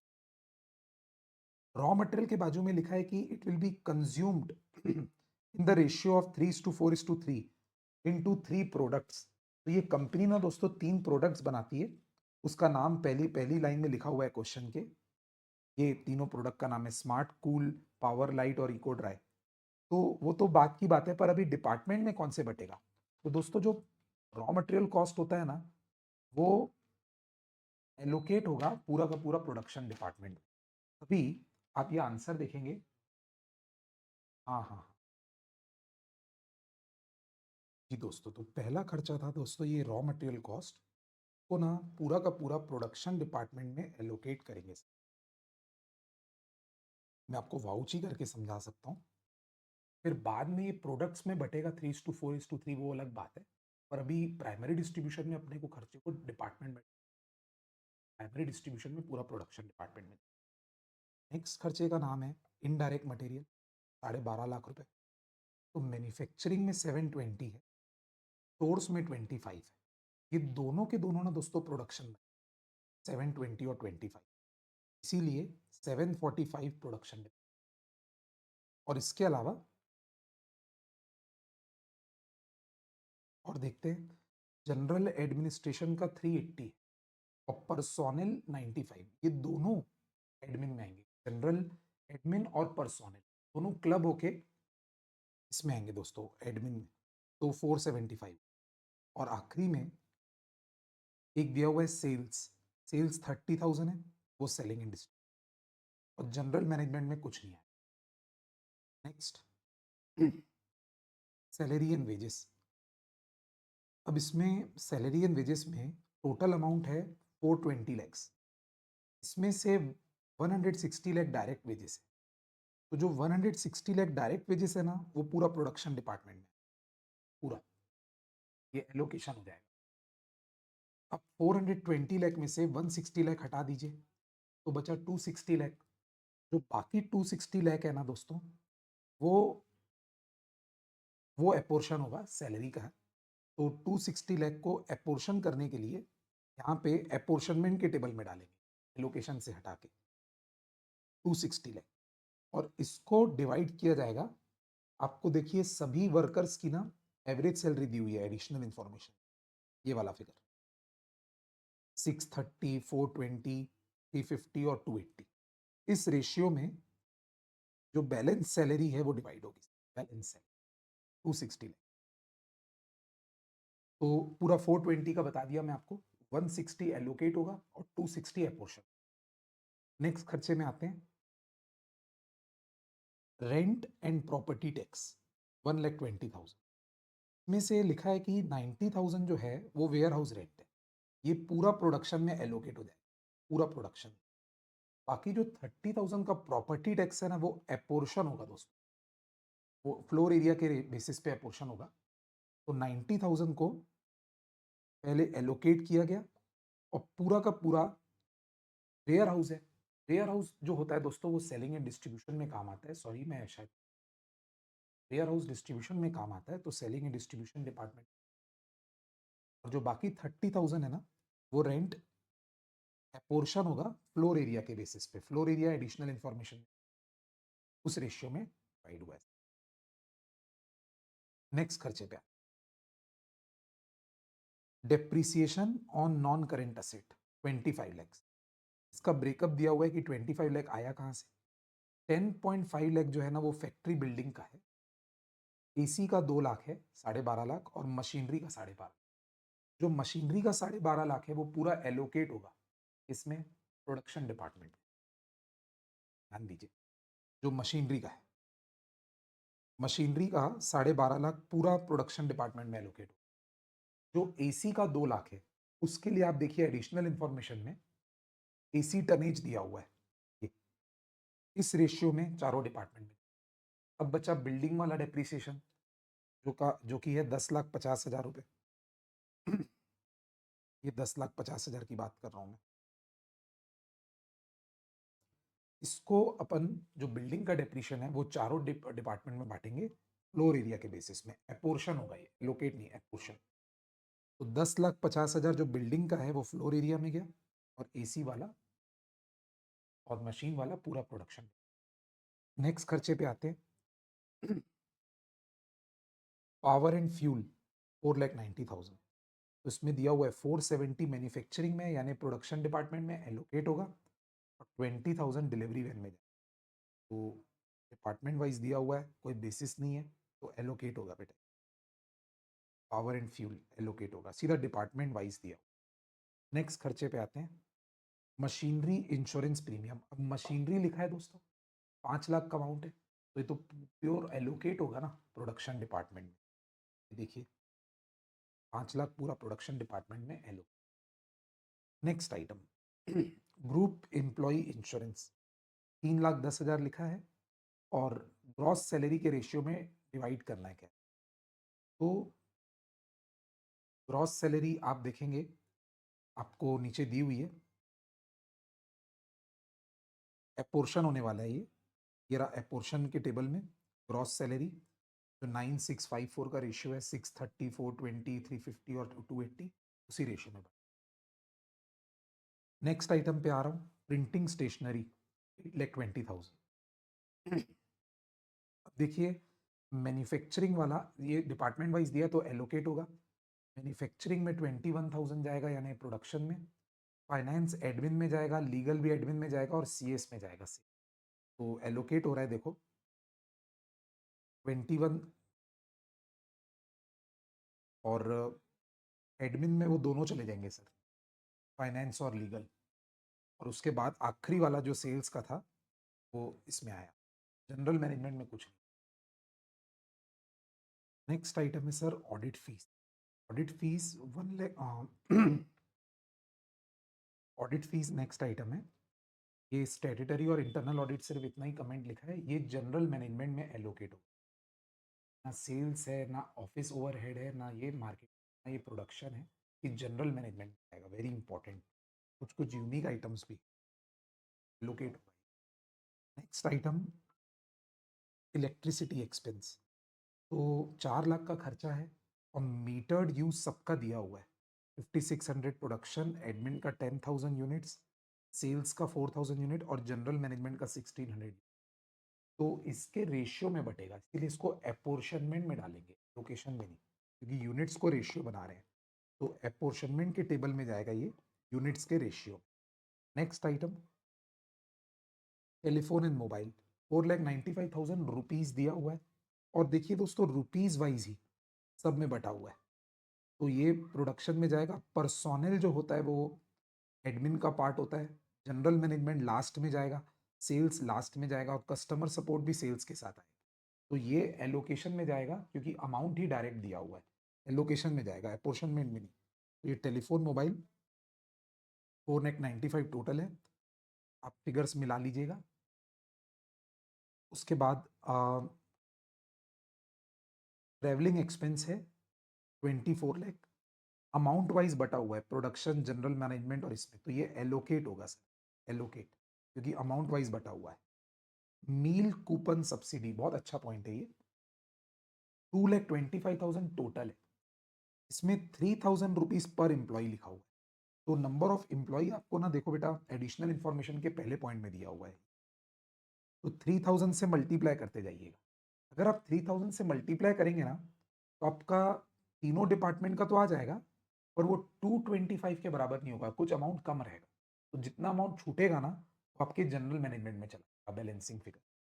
और ये आपको पर एम्प्लॉय दिया हुआ है, आपको सीधा इसको अपोर्शनमेंट करना पड़ेगा, अपोर्शनमेंट। ये 15,000 balancing. Next item, software licence renewal. तो ये भी आप अमाउंट वाइज देखिए, सभी डिपार्टमेंट में बांट के दिया, यानी एलोकेट होगा, ये एलोकेट होगा, ये सॉफ्टवेयर लाइसेंस। एक बीच में छूट गया शायद, ट्रैवलिंग एक्सपेंस, नहीं एलोकेट होगा, छूटा नहीं है, डिस्कस हो गया। सबसे इंपॉर्टेंट पॉइंट आखिरी है दोस्तों, खतरनाक है, समझ नहीं आता, एक बार में ना समझ नहीं आता क्या। मिसलेनियस एक्सपेंडिचर लिखा है 9.5 लाख, ठीक है, और इसको बांटने के लिए क्या बोल रहा है, एलोकेटेड, तब एलोकेट में जाएगा। Based on direct expense, based on direct expense का मीनिंग ये निकाला जाएगा कि अभी तक इसको करने से पहले जितने टोटल आइटम आए हैं एलोकेटेड के, ये 4 अमाउंट आए हैं, ये टोटल एलोकेटेड डायरेक्ट एक्सपेंस है। तो इसी के रेशियो में, ये वाले अमाउंट के रेशियो में, ये वाले अमाउंट के रेशियो में आपको ये मिसलेनियस एक्सपेंस 9.5 लाख सब में अपोर्शन करना। तो अपोर्शन के टेबल में गए, मिसलेनियस एक्सपेंस को डायरेक्ट एक्सपेंस यानी एलोकेटेड एक्सपेंस के रेशियो में बांटेंगे ना, तो ये अमाउंट है। तो इससे पता चल गया कि कितने खर्चे एलोकेट होंगे, कितने खर्चे अपोर्शन होंगे। एक और पार्ट है पार्ट 3 क्वेश्चन में, सेकेंडरी डिस्ट्रीब्यूशन का टेबल बनाना है, एडमिनिस्ट्रेशन डिपार्टमेंट और जनरल मैनेजमेंट कॉस्ट का। एडमिन और जनरल मैनेजमेंट का खर्चा, एडमिन और जनरल मैनेजमेंट का खर्चा सेकेंडरी डिस्ट्रीब्यूट होगा का टेबल। उसके लिए दोस्तों ये वाला टेबल बहुत काम का है, डिपार्टमेंट रोल। जो जनरल मैनेजमेंट है ना, वो एक सर्विस डिपार्टमेंट है जो 70% सेल्स स्ट्रेटेजी करता है, 20% प्रोडक्शन, 10% मार्केटिंग। तो इसका खर्चा 70:20:10 के रेशियो में इन 3 डिपार्टमेंट्स में जाएगा। और जो एडमिन डिपार्टमेंट है उसका खर्चा 50% प्रोडक्शन बियर करेगा, 50%। तो जो प्रोडक्शन और सेल्स है ना, वो 2 डिपार्टमेंट इस क्वेश्चन में as good as production department. और जो आप ऑब्जर्व कर पा रहे होंगे कि ये स्टेप मेथड टाइप का लग रहा है। तो आइए टेबल देखते हैं सर इसका। ये सभी डिपार्टमेंट्स का टोटल ओवरहेड है। जनरल मैनेजमेंट का खर्चा 20:10 और 70 के रेशियो में, इसमें बटा सब में, यहाँ से माइनस हो गया। और फिर जो एडमिन डिपार्टमेंट का टोटल था वो बढ़ गया 89 लाख, वो 1:1 के रेशियो में ये दोनों ने उठा लिया। इस प्रकार तो ये क्वेश्चन कॉन्सेप्चुअली बहुत बड़ा और बहुत इंपॉर्टेंट, मेरे हिसाब से इस क्वेश्चन को पढ़ के जरूर जाना चाहिए। एकदम न्यू क्वेश्चन है। और साइज को लेके आप टेंशन मत लीजिए, जरूरी नहीं है कि इसी साइज और प्रपोर्शन का ये क्वेश्चन, बट इसका कॉन्सेप्ट। हेलो फ्रेंड्स, अब हम लोग एक्टिविटी बेस्ड कॉस्टिंग का क्वेश्चन डिस्कस करना शुरू करते हैं। बहुत बेसिक क्वेश्चन है दोस्तों, एक्टिविटी बेस्ड कॉस्टिंग का डिस्कस करना शुरू करते हैं। आइए, एक कंपनी है एडवर्ड लिमिटेड नाम की, वो अपने प्रोडक्ट को 3 कस्टमर्स को बेचती है, एमटी, केजी और एमजी ब्रदर्स को। जो प्रोडक्ट है उसकी सेलिंग प्राइस है 11,000 रुपीज और कॉस्ट ऑफ प्रोडक्शन है 5,500 रुपीज। इसका 5,500 का 40% फिक्स्ड है, यानी बाकी 60% वेरिएबल है। तो 5,500 का 60% होता है 3,300, ये वेरिएबल कॉस्ट है। अब ये लोग ना अपने सारे कस्टमर्स की प्रॉफिटेबिलिटी एनालिसिस करना चाहते हैं और यहाँ पे एडिशनल इंफॉर्मेशन दिया हुआ है।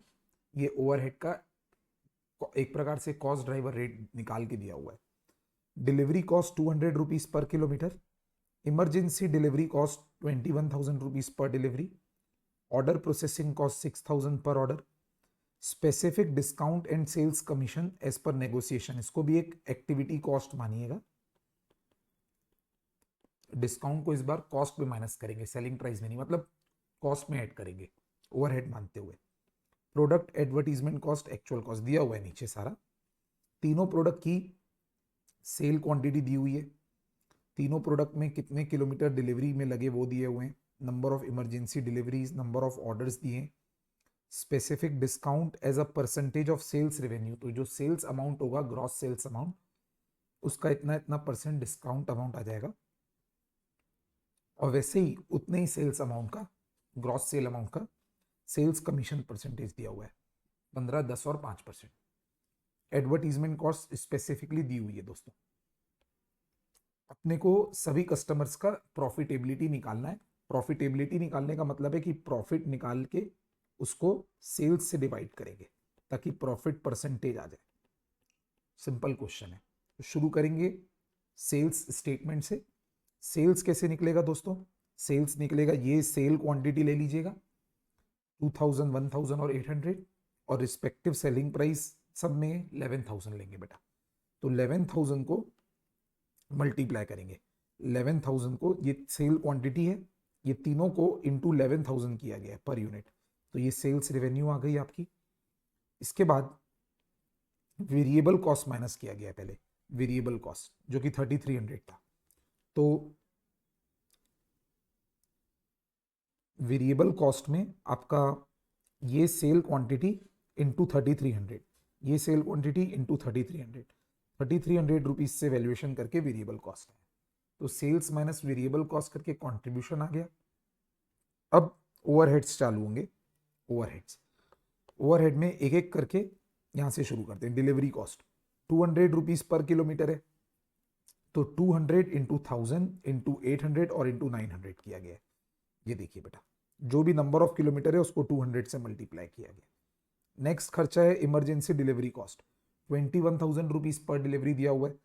डिलीवरीज 2, 1 और 0 है, तो जितनी भी डिलीवरीज है उसको 21,000 से मल्टीप्लाई किया गया। थर्ड खर्चा है sir order processing cost, 6,000 rupees per order, और ऑर्डर प्रोसेस्ड है 4, 2 और 8, तो जितने भी 4, 2 और 8 ऑर्डर्स हैं, 4, 2 और 8, उसको 6,000 से मल्टीप्लाई किया गया। ये ऑर्डर प्रोसेसिंग कॉस्ट आ गई। नेक्स्ट खर्चा है आपका स्पेसिफिक डिस्काउंट। स्पेसिफिक डिस्काउंट का परसेंटेज दिया हुआ है, ये तीनों 25, 20 और 15, ये तीनों परसेंटेज सीधा ग्रॉस सेल अमाउंट पे कैलकुलेट हो गए। तो 25% बाई 220 लाख का ऐसे, और सिमिलरली कमीशन भी परसेंटेज ग्रॉस सेल पे कैलकुलेट की गई है। एडवर्टीजमेंट कॉस्ट तीनों का रिस्पेक्टिव दिया हुआ है दोस्तों, ये रिस्पेक्टिव माइनस हो जाएगा। इससे आपके कंट्रीब्यूशन में सारे खर्चे माइनस हो गए, प्रॉफिट आ गया तीनों कस्टमर का।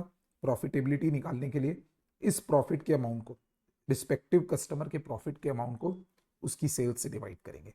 54,59,000 divided by 220 lakh, 35,92,000 divided by 110 lakh, ऐसे करके तीनों की प्रॉफिटेबिलिटी आई, जिसकी सबसे ज़्यादा होगी वो कस्टमर सबसे ज़्यादा प्रॉफिटेबल है, परसेंटेज वाला। दोस्तों कॉस्ट अकाउंटिंग सिस्टम का जो ये क्वेश्चन है ना, ये हमारे बुक्स में सेम टू सेम क्वेश्चन है। ये आपका रिकन्सिलेशन का जो चैप्टर है ना, उसमें हमारी बुक का क्वेश्चन नंबर आपको 5 दिखाऊंगा बेटा, अभी के अभी सेम टू सेम क्वेश्चन है, सेम टू सेम। ये क्वेश्चन आप यहाँ से मिला लीजिए, और अभी मैं आपको हमारी बुक खोल के दिखा रहा हूँ, इसमें क्लास में किए हैं क्वेश्चन नंबर 5।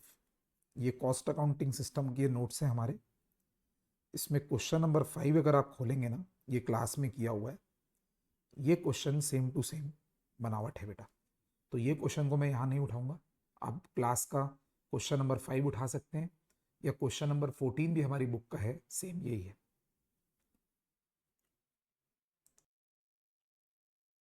अब आइए दोस्तों next question, 13th question job and batch costing का उठाते हैं। A manufacturing company follows job costing system. The following data is extracted from the books of account for the year ended 31st March 25. एक चीज notice करो, ये पूरी company का data है और ये 1 ईयर का डेटा है। इसको बेस लेंगे बेटा और इसके बेसिस पे जॉब की कॉस्ट शीट बनाएंगे। तो बेस कैसे लेना है देखिए, material cost 12.5 lakh, wages 9,80,000, selling and distribution overhead actually SOH, AOH, FOH इस सीक्वेंस में दिया है, कायदे से ये उल्टा होना चाहिए था। और एक चीज याद रखना, इसमें जो ये तीनों का वेरिएबल और फिक्स का ब्रेकअप दिया हुआ है ना, वो ब्रेकअप यूजलेस है। Breakup of variable and fixed useless है बेटा, अमाउंट पे ध्यान देना है, ठीक है। अब एडिशनल इंफॉर्मेशन पढ़ते हैं। लिखा है FOH is recovered as a percentage of direct wage. इसका मतलब क्या कि इस कॉस्ट शीट में आप FOH को डायरेक्ट वेज का परसेंटेज कैलकुलेट कर लीजिए, खुद से कैलकुलेटर लीजिए और कैलकुलेट कर लीजिए बेटा। 5,75,000 अपॉन 9,80,000, तो ये जो परसेंटेज आ रहा है ना, ये थोड़ा याद रखना पड़ेगा आपको, 58.673%। ये FOH का एब्जॉर्प्शन रेट है डायरेक्ट वेज का। आगे लिखा है selling overhead and admin overhead are recovered as a percentage of cost of production. तो इस क्वेश्चन में ना सेलिंग ओवरहेड और एडमिनिस्ट्रेशन ओवरहेड को खास करके जनरल वाला माना गया है। तो दोस्तों क्या होगा ऐसे में, direct material plus direct labour, ये तो प्राइम कॉस्ट हो जाएगा। प्राइम कॉस्ट में आप फैक्ट्री ओवरहेड जोड़ोगे ना, तो वैसे वो फैक्ट्री कॉस्ट होता था, और फैक्ट्री कॉस्ट के साथ साथ अपन उसको कॉस्ट ऑफ प्रोडक्शन भी मान लेंगे। रीजन, अगर अपन एडमिनिस्ट्रेटिव ओवरहेड को रिलेटेड टू प्रोडक्शन नहीं मानेंगे तो अपना QRAP पूरा जीरो हो जाएगा, उसकी वजह से factory cost he cost of production बन जाएगा। तो एक आंसर में आपको मैं दिखा रहा हूं, इन्होंने पहले कंपनी की ओरिजिनल कॉस्ट शीट बनाई 1 साल के डेटा के बेसिस पे। ये डायरेक्ट मटेरियल, ये डायरेक्ट लेबर, ये प्राइम कॉस्ट आ गया 22,30,000, फैक्ट्री ओवरहेड 5,75,000 डाला। इन दोनों के सम को 28,05,000 को कॉस्ट ऑफ प्रोडक्शन मान लिया। क्यों? क्योंकि इन लोग एडमिनिस्ट्रेशन ओवरहेड को जनरल अज्यूम कर रहे हैं। अगर इसको रिलेटेड टू प्रोडक्शन मानते ना, तो ये 28,05,000 आपका नेट फैक्ट्री कॉस्ट बनता। नेट फैक्ट्री कॉस्ट में AOH जुड़ता, तो फिर वो कॉस्ट ऑफ प्रोडक्शन बनता। वो भी सही आंसर होता, बट आप एग्जाम में अजम्पशन लिख के आएंगे। ये वाला इस अजम्पशन से बना हुआ है आंसर कि जैसे एडमिनिस्ट्रेशन ओवरहेड जनरल नेचर का है। उसके बाद एडमिनिस्ट्रेशन ओवरहेड का अमाउंट 5,40,000 लिया गया और सेलिंग ओवरहेड का अमाउंट 6,30,000 लिया गया, जैसे ओरिजिनल क्वेश्चन में दिया है। तो इसको जोड़ के कॉस्ट ऑफ सेल आ गया। बट इन्होंने आपको क्या बोला कि एडमिनिस्ट्रेशन ओवरहेड और सेलिंग ओवरहेड को दोनों को कॉस्ट ऑफ प्रोडक्शन का परसेंटेज के रूप में एब्जॉर्ब किया जाता है। तो हमारा काम है कि यहाँ पे अपन उसका परसेंटेज निकाल लें। तो administration overhead cost of production का कितना है, ये परसेंटेज 19.251%। और साथ साथ बेटा ये भी निकाल लो, सेलिंग ओवरहेड भी निकाल लो।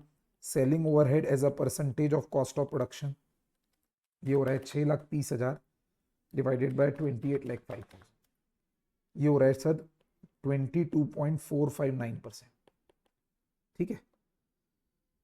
और एक मैं आपको थोड़ी देर पहले एफओएच का निकलवाया ही था 58.6731%।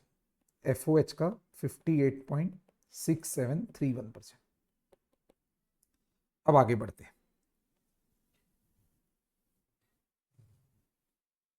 अब क्वेश्चन में आगे लिखा है इन 25-26 the company received a new job order. It is estimated that material cost will be 320 and labour cost will be 210। तो जो जॉब की कॉस्ट शीट बनेगी ना दोस्तों, उसमें मटेरियल की कॉस्ट 320 और वेजेस की कॉस्ट 210 डाल दीजिए, प्राइम कॉस्ट 530 हो गई। अगला नंबर एफओएच का होगा।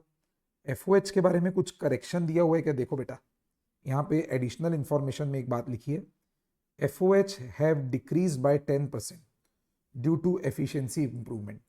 इसकी वजह से क्या होगा, जो नॉर्मल एफओएच आने वाला था वो कैसे आता?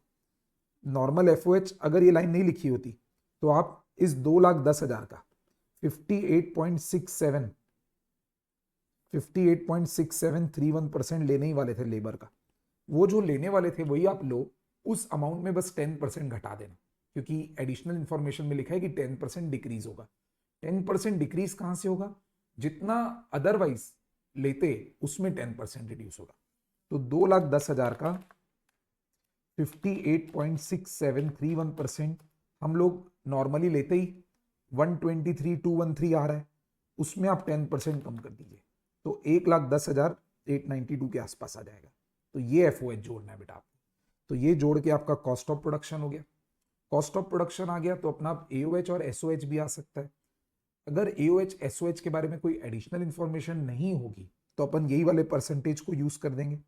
ये वाले, ये एओएच के लिए ये वाला परसेंटेज, एसओएच के लिए ये वाला परसेंटेज। बट एडिशनल इंफॉर्मेशन में क्या दिया हुआ है, एसओएच हैव इंक्रीज्ड बाय, एसओएच के लिए लिखा है दे हैव इंक्रीज्ड 20%। इसका जो ब्रेकअप है वो यूजलेस है बेटा, 20% बढ़ गया है। और एओएच के लिए कुछ नहीं लिखा है, एओएच के लिए कुछ नहीं लिखा है।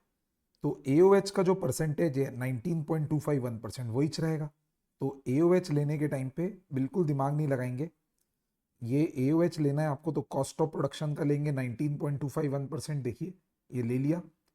और एसओएच लेने के टाइम पे, एसओएच लेने के टाइम पे असली रेट कितना था? असली रेट था ये वाला रेट सर, 22.459%। तो 22.459% से जो रेट आ रहा है उसमें आंसर अमाउंट निकालेंगे, फिर 20% जोड़ देंगे। तो कॉस्ट ऑफ प्रोडक्शन है 6,40,893 इंटू 22.459%, 143,938 प्लस 20% कर दीजिए तो 172,733 आएगा। कायदे से दोस्तों ये अमाउंट ऊपर आना चाहिए था, फिर ये दोनों जोड़ के कॉस्ट ऑफ सेल 764,271 आएगा आपका। और उसके बाद कंपनी बोल रहा है कि उतना ही प्रॉफिट मेंटेन करना चाहती है जैसे पिछले साल किया था। तो पिछले साल प्रॉफिट था इतना और सेल्स था इतना, तो 8,25,000 डिवाइडेड बाय 48 लाख कीजिए, परसेंटेज में 17.1875% आया, मतलब 17.1875% ऑन सेल कमाया है, राइट। अब अगर अपन इसको 100 से माइनस कर दें तो कॉस्ट परसेंटेज हुआ 82.8125, यानी 100 रुपीज में 82.8125 कॉस्ट है और 17.18 प्रॉफिट है।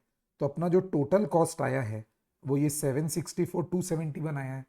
तो ये कॉस्ट के बराबर है, तो 764,271 को 82.8125 से डिवाइड करके 100 से मल्टीप्लाई कर दोगे तो सेल्स का अमाउंट आ जाएगा आपका, जो कि ये वाला आएगा बेटा।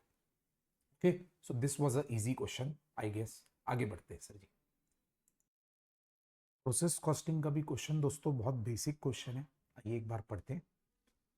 Following data are available for a product for the month of April 25। तो ओपनिंग WIP प्रोसेस 1 में 0 क्वांटिटी है। Cost incurred during the month material 6 lakh, labour 120, FOH 240। अब क्वांटिटी का डिटेल चालू हो रहा है। तो प्रोसेस 1 में 40,000 यूनिट का इनपुट डाले थे, इनपुट 40,000, कंप्लीटेड 36 हो चुका है, 40 में से 36 कंप्लीट है। 2,000 यूनिट का नॉर्मल लॉस ऑलरेडी दिया हुआ है और 2,000 यूनिट का क्लोजिंग WIP। तो यानी पूरा रिकंसाइल हो रहा है। कैसे? अपन की लैंग्वेज में अपन बोले तो इनपुट माइनस नॉर्मल लॉस करने से एक्सपेक्टेड आउटपुट आता है। तो 40,000 इनपुट डाले हैं, 2,000 का नॉर्मल लॉस है, तो 38,000 का एक्सपेक्टेड आउटपुट होगा। इसको अपन कंपेयर करते हैं इफेक्टिव आउटपुट से। तो इफेक्टिव आउटपुट में अपन दो चीज़ें लेते हैं, एक कंप्लीटेड एंड ट्रांसफर्ड यूनिट भी लेते हैं 36,000 और क्लोजिंग डब्ल्यूआईपी लेते हैं। तो 38,000 अपना इफेक्टिव आउटपुट है। तो दोनों इक्वल के बराबर आ रहे हैं, यानी एब नॉर्मल लॉस या गेन नहीं है। प्रोसेस वन में तो नहीं है। क्वेश्चन की रिक्वायरमेंट है कि प्रोसेस अकाउंट्स बनाइए, यानी P1 भी बनाना पड़ेगा और P2 भी बनाना पड़ेगा। ओके, तो P1 पहले शुरू कर रहा हूँ और बोल रहा है क्लोजिंग डब्ल्यूआईपी में मटेरियल 100% लग गया है, लेबर 50% और ओवरहेड 50%। तो इसमें इक्यूपी स्टेटमेंट बनेगा दोस्तों पहले। तो प्रोसेस वन का इक्यूपी स्टेटमेंट में 3 आइटम आएंगे। एक आएगा आपका, 2 आइटम आएंगे रादर, एक कंप्लीटेड यूनिट्स और एक क्लोजिंग डब्ल्यूआईपी। तो कंप्लीटेड यूनिट्स तो दोनों ही लिहाज से हर खर्चे के लिए 36,000 रहेगा, और क्लोजिंग डब्ल्यूआईपी जो कि 2,000 यूनिट है वो मटेरियल में 100% है तो 2,000, और लेबर और ओवरहेड में 50-50% है तो 1,000। तो 38,000 हुआ आपका मटेरियल का इक्यूपी, और लेबर का भी 37,000 है और ओवरहेड का भी 37,000 है इक्यूपी। अब कॉस्ट स्टेटमेंट शुरू करेंगे अपन। कॉस्ट स्टेटमेंट में तीनों कॉस्ट पहले लिखेंगे जो डेबिट हुई है, मटेरियल की, फिर लेबर की और फिर ओवरहेड की। मटेरियल और लेबर और ओवरहेड की कॉस्ट लिखने के बाद उसको रिस्पेक्टिव इक्यूपी से डिवाइड करते हैं। तो 38,000, 37,000, 37,000 कॉस्ट पर यूनिट तीनों की आ गई बेटा ये वाली।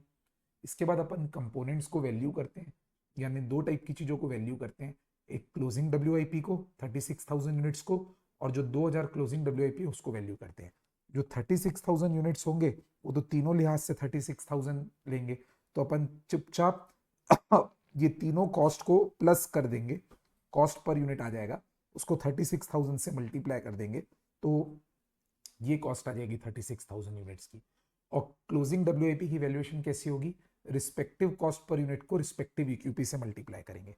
तो मटेरियल का इक्यूपी इतना है, उसका कॉस्ट पर यूनिट, फिर लेबर का इतना है, उसका कॉस्ट पर, ऐसे करके क्लोजिंग डब्ल्यूआईपी का वैल्यूएशन आ जाएगा 41,308। फिर प्रोसेस वन अकाउंट बनाएंगे, जो तीनों खर्चे लगे हैं वो डेबिट हो जाएंगे, और क्लोजिंग डब्ल्यूआईपी की वैल्यूएशन और नॉर्मल लॉस को तो स्क्रैप वैल्यू पे वैल्यू करते हैं जो कि है नहीं, और क्लोजिंग डब्ल्यूआईपी की वैल्यूएशन। इस प्रकार प्रोसेस वन अकाउंट फिनिश हो जाएगा आपका। अब आइए प्रोसेस टू की बात करते हैं क्वेश्चन देख के। प्रोसेस टू के बारे में पहले क्वांटिटी वाला समझा रहा हूँ। जो इसका 36,000 आउटपुट है वही इसका इनपुट बनेगा बेटा। तो 36,000 इनपुट है, कंप्लीटेड एंड और नॉर्मल लॉस दिया हुआ है दोस्तों 1,500 यूनिट। तो 36,000 में से अगर 1,500 का नॉर्मल लॉस है तो 34,500 का एक्सपेक्टेड आउटपुट है। अब 34,500 के एक्सपेक्टेड आउटपुट में कंपैरिजन होता है इफेक्टिव आउटपुट का, तो 32,000 इफेक्टिव आउटपुट है, और क्वेश्चन में बोल रहा है कोई एबनॉर्मल लॉस नहीं है प्रोसेस टू में। तो इसका मतलब ये होगा कि इफेक्टिव आउटपुट और एक्सपेक्टेड आउटपुट सेम आना चाहिए। तो एक्सपेक्टेड आउटपुट 34,500 है, तो अपन मानेंगे कि सॉरी एक्सपेक्टेड आउटपुट 34,500 है, तो हम मानेंगे कि इफेक्टिव आउटपुट भी 34,500 ही रहा होगा। इफेक्टिव आउटपुट में दो चीजें होती है, एक कंप्लीट यूनिट्स और एक क्लोजिंग डब्ल्यूआईपी। तो क्लोजिंग डब्ल्यूआईपी 2,500 बैलेंसिंग फिगर मानेंगे बेटा, क्योंकि 34,500 में 32,000 कंप्लीट यूनिट्स दिया हुआ है, तो 2,500 का क्लोजिंग डब्ल्यूआईपी होगा, ऐसा मानेंगे। अब इसका इक्यूपी स्टेटमेंट बनाना शुरू करेंगे। अब दोस्तों प्रोसेस टू की वर्किंग देखते हैं। ये प्रोसेस टू का इक्यूपी बनाने के लिए फिर से दो टाइप के आइटम्स को लेंगे, एक कंप्लीट यूनिट्स जो कि है 32,000 और एक क्लोजिंग डब्ल्यूआईपी 2,500, जैसे मैंने आपको समझाया। जो कंप्लीट यूनिट्स है वो मटेरियल के मामले में पूरे कंप्लीट होंगे, लेबर ओवरहेड के मामले में भी पूरे कंप्लीट होंगे, और जो 2,500 यूनिट है वो मटेरियल के मामले में पूरे कंप्लीट है और लेबर और ओवरहेड के मामले में 50-50% कंप्लीट है। तो ये मटेरियल का इक्यूपी आया 34,500, लेबर का भी 33,250 और ओवरहेड का भी 33,250। कॉस्ट पर यूनिट निकालेंगे। कॉस्ट पर यूनिट लेने के टाइम पे जो कंप्लीटेड यूनिट का कॉस्ट था लास्ट प्रोसेस में, दैट इज 9,18,691, ये भी लेंगे बेटा। और जो क्वेश्चन में दिया हुआ है, क्वेश्चन में तो कुछ नहीं है, ये लेंगे 9,18,691, ये वाला। और लेबर और ओवरहेड का जो क्वेश्चन में दिया हुआ है वो वाला लेंगे। डिवाइडेड बाय रिस्पेक्टिव इक्यूपी यूनिट से डिवाइड करेंगे, कॉस्ट पर यूनिट ये तीनों आ जाएंगे आपके। फिर आप कॉस्ट निकालेंगे आइटम्स की, जो कंप्लीट यूनिट्स हैं उस वो तो सारे के सारे 32,000 है, 32,000 से तीनों मल्टीप्लाई हो जाएंगे ये वाले, तो 11,98,000 कंप्लीट यूनिट की कॉस्ट आ जाएगी 32,000 यूनिट्स की। और क्लोजिंग स्टॉक जो है 2,500 यूनिट, उसका पहले रिस्पेक्टिव इक्यूपी लिखिए, 2,500, 1,250, 1,250, और फिर उसको मल्टीप्लाई करेंगे रिस्पेक्टिव कॉस्ट पर यूनिट से, 80,105 कॉस्ट आ जाएगी आपकी क्लोजिंग WIP की। फिर प्रोसेस अकाउंट बनाएंगे, प्रोसेस अकाउंट में जो इंट्रोड्यूस्ड यूनिट है 36,000 यूनिट, ये तो प्रीवियस प्रोसेस से ही कॉस्ट है वो लेंगे, लेबर और ओवरहेड जोड़ेंगे, फिर नॉर्मल लॉस की कोई स्क्रैप वैल्यू नहीं है तो निल, फिर 32,000 यूनिट्स की कॉस्ट ये वाली लेंगे, और क्लोजिंग WIP की वैल्यूएशन ये वाली लेंगे। ओके, प्रोसेस अकाउंट टैली हो जाएगा। और देखो, आप लोग कई बार क्लास में पूछते थे कि सर टैली नहीं हो रहा है तो क्या करना है, खुद देखो इंस्टीट्यूट कैसे लिख रही है, difference arose due to rounding off. ऐसा होता है, एग्जैक्ट नहीं मैच होता, 5, 10, 25 रुपए का डिफरेंस आ जाता है। ये प्रोसेस अकाउंट का क्वेश्चन हो गया दोस्तों। सर इसका क्वेश्चन बहुत अच्छा है, जॉइंट प्रोडक्ट बाय प्रोडक्ट का, समझना भी चाहिए, नया क्वेश्चन भी है और इजी भी है, तो ध्यान दीजिएगा मेरे साथ। A company processes a raw material in department 1 to produce 3 products P, Q and C at the same split of stage। तो डिपार्टमेंट 1 में कंपनी P, Q और C एक कॉमन प्रोसेस से बनाती है। During a period 1,80,000 kg of raw material were processed in department 1 at a total cost of 12,88,000 and the resultant output of P, Q and C was, थोड़ा figures को अलग से लिख रहा हूं बेटा, P का है 18,000, Q का है 10,000 और C का है 54,000। ये तीनों आउटपुट निकले थे और जॉइंट कॉस्ट लगी थी 12,88,000। आगे लिखा है P and Q were further processed in department 2 at a cost of 1,80,000 and 1,50,000। तो P और Q को फर्दर प्रोसेस किया गया 1,80,000 में और 1,50,000 देके डिपार्टमेंट 2 में, and C was also further processed in department 3 at 1,08,000। C को भी आगे प्रोसेस किया गया 1,08,000 स्पेंड करके, कोई वेस्टेज नहीं हुआ। The detail of sales affected during the period वर, अब देखो P 17,000 यूनिट सेल हुआ, P जो है ना 18 में से 17,000 यूनिट बिका। हम लोग अब ये मानेंगे कि वेस्टेज नहीं हुआ ना, तो इसका मतलब 18,000 यूनिट बने थे जिसमें से 17 बिके हैं, 1,000 अभी भी क्लोजिंग स्टॉक है। ये नहीं मानेंगे कि 18,000 यूनिट में से 1,000 यूनिट फर्दर प्रोसेसिंग में खराब हो गए और अब सिर्फ 17 ही बिके और 1,000 नहीं बचा है, नॉट लाइक दैट। और Q 5,000 बिका, Q 10,000 में से 5,000 बिका है बेटा, यानी 5,000 अभी भी मौजूद है हमारे पास। ऐसा नहीं समझना कि 5,000 वेस्ट हो गया। और C 54,000 में से 44,000 सेल हुए।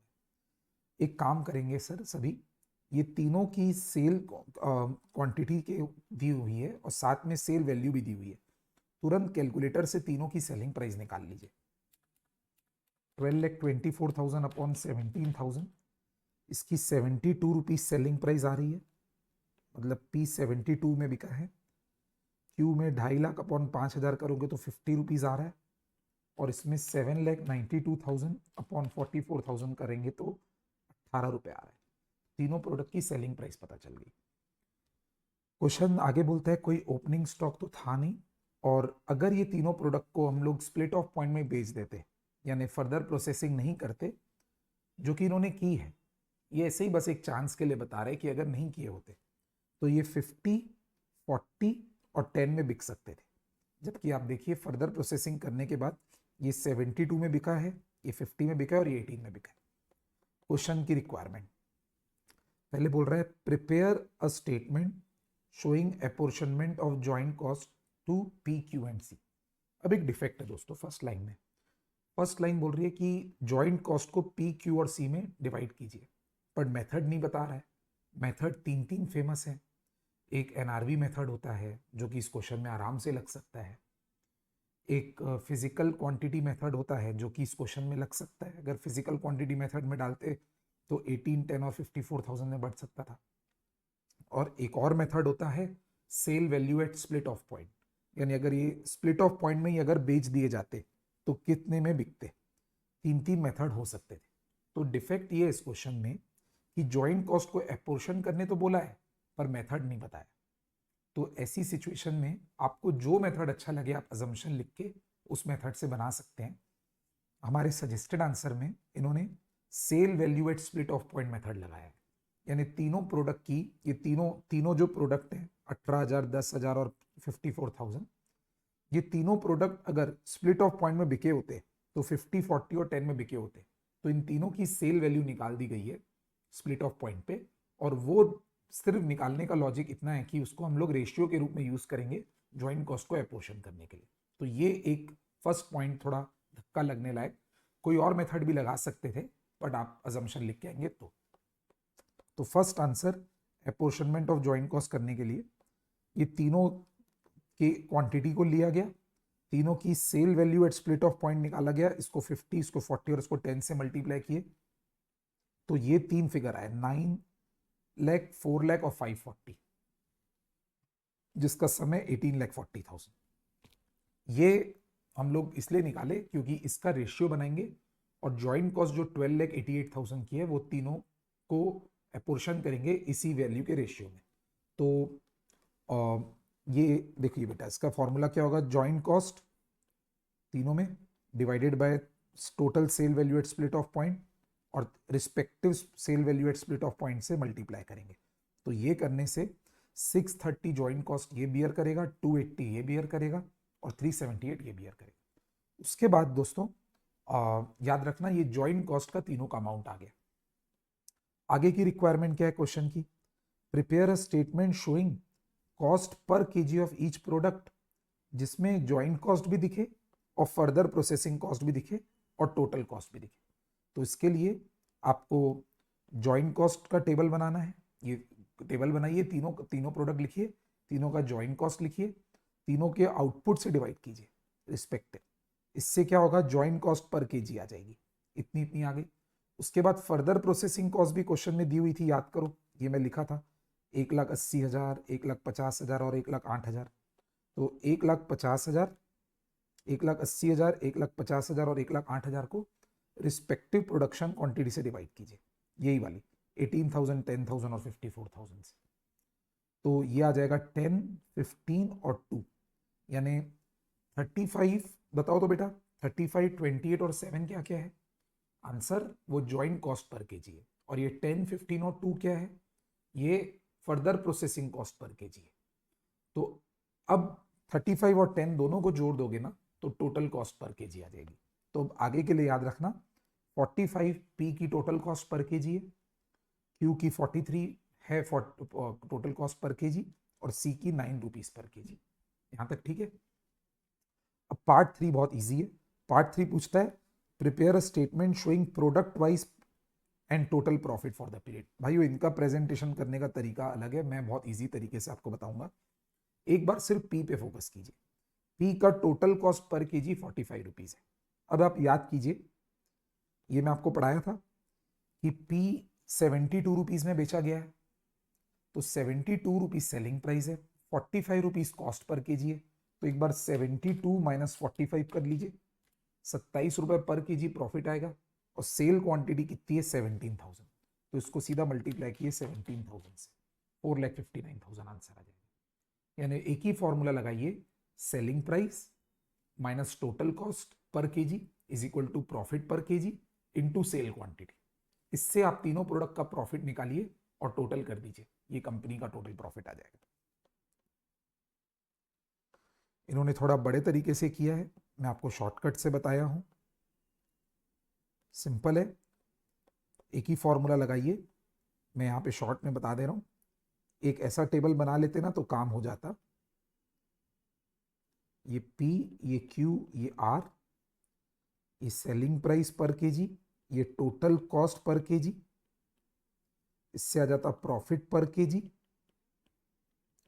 तीनों का प्रॉफिट पर केजी लिखने के बाद सेल क्वांटिटी तीनों की लिखते और sale quantity multiplied by profit per KG करने से यही फिगर्स आते दोस्तों, विश्वास कीजिएगा। So this is the third part requirement.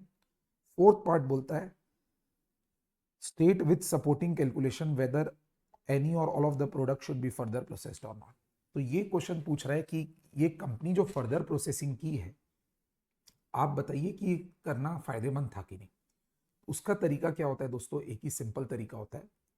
अपने को कंपेयर करना होता है कि किसी भी प्रोडक्ट में फर्दर प्रोसेसिंग कॉस्ट जितनी लग रही है उस अमाउंट से ज्यादा, उस अमाउंट को एक तरफ रखेंगे और उसको कंपेयर करेंगे कि एक्स्ट्रा सेल वैल्यू कितनी मिल रही है। अगर extra sale value further processing cost से ज्यादा मिल रही होगी ना, तो फर्दर प्रोसेसिंग सही होती है। और अगर extra sale value further processing cost से कम मिल रही होती है तो फर्दर प्रोसेसिंग नहीं करनी चाहिए। अब जैसे मैं आपको करके दिखा रहा हूं, ये है पी, सब पूरा क्लीन कैलकुलेशन कर रहा हूं बेटा। ये देखो पी, पी आप देखिए 72 रुपीज में बेचे हो फर्दर प्रोसेसिंग करके। अगर फर्दर प्रोसेसिंग नहीं किए होते तो 50 रुपए में बेचते, तो आपको 22 रुपए एक्स्ट्रा मिल रहा है।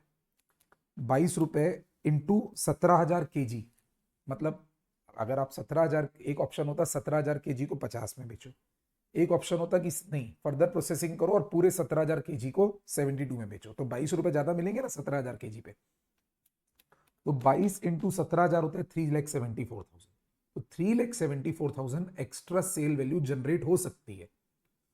और हमारी फर्दर प्रोसेसिंग कॉस्ट कितनी है, 1,80,000 ही तो है ये वाली फिगर। तो इसका मतलब फर्दर प्रोसेसिंग कॉस्ट काफी कम है और एक्स्ट्रा सेल वैल्यू बहुत ज्यादा है, इसलिए पी को फर्दर प्रोसेसिंग करना चाहिए था। बट अगर आप क्यू में देखोगे तो आपको एक रियलिस्टिक व्यू दिखेगी। क्यू बिना फर्दर प्रोसेसिंग किए 40 में बिक सकता था, ये रहा 40 रुपीज, आप देख सकते हैं बेटा ये 40 रुपीज। और फर्दर प्रोसेस किए भी तो 10 रुपए तो ज्यादा मिल रहा है। और क्यू की 17,000 से नहीं बेटा, प्रोडक्शन क्वांटिटी से देखेंगे। क्यू की प्रोडक्शन क्वांटिटी है 10,000, तो 10,000 केजी पे 10 रुपए एक्स्ट्रा मिलेगा, 1 लाख ज्यादा मिलेगा। पर क्यू का फर्दर प्रोसेसिंग कॉस्ट देखिए आप 1,50,000, इसीलिए क्यू को फर्दर प्रोसेसिंग करना नहीं चाहिए था। और सी में आप खुद से करके देखिएगा, यही तरीके से मैं आपको प्रेजेंटेशन दिखा रहा हूं। ये देखिए दोस्तों वर्किंग डिसीजन की बात करें तो ये 22 रुपए एक्स्ट्रा सेलिंग प्राइस मिल रही है पी के केस में। और फर्दर प्रोसेसिंग कॉस्ट जो पर केजी थी, पर केजी ये ज्यादा अच्छा प्रेजेंटेशन है, 10 रुपए थी। तो 10 रुपए का एक्स्ट्रा कॉस्ट करके 22 रुपए मिल रहे हैं तो अच्छी बात है ना। क्यू में क्या है, further processing cost per KG 15 rupees थी और इंक्रीमेंटल सेलिंग प्राइस सिर्फ 10 रुपए था। सी में फर्दर प्रोसेसिंग कॉस्ट 2 रुपए थी, इंक्रीमेंटल सेलिंग प्राइस 8 रुपए था। इसीलिए पी और सी को तो फर्दर प्रोसेस करना ठीक था, पर क्यू को फर्दर प्रोसेस करना सही नहीं था। ये कंसेप्ट है इसका। दोस्तों बजटरी कंट्रोल का एक क्वेश्चन आपको दिखा रहा हूं, ये भी हमारी क्लास में ना हमने कई बार किया है दोस्तों, सेम टू सेम क्वेश्चन है। बजटरी कंट्रोल का ये वाला क्वेश्चन देखिए आप। ऐसे वाले ना दोस्तों मैंने आपको 5 क्वेश्चन कराए, 3 क्वेश्चन कराए थे सेम टू सेम। इसको अपन मटेरियल और वेजेस बजट बोलते थे। हमारी बुक का क्वेश्चन नंबर 29 और 30 यही है। मैं अभी अभी आपको दिखा रहा हूँ, देखो बेटा हमारी बुक्स, ये आपकी आरटीबी का क्वेश्चन है 18 नंबर सीएम लिमिटेड, और ये हमारी बुक का क्वेश्चन है बेटा 22 नंबर क्वेश्चन, पेज नंबर 8.8 में। ये क्वेश्चन और वो क्वेश्चन एकदम सेम है, एकदम सेम है दोस्तों, क्लास में किया हुआ है ये। तो ये 22 नंबर क्वेश्चन के सेम टू सेम आपका आरटीपी का क्वेश्चन है। प्लीज समझ जाइएगा, इसी मतलब क्लास वाले क्वेश्चन को एक आंसर देखेंगे ना आप तो उसकी भी तैयारी हो जाएगी आपकी।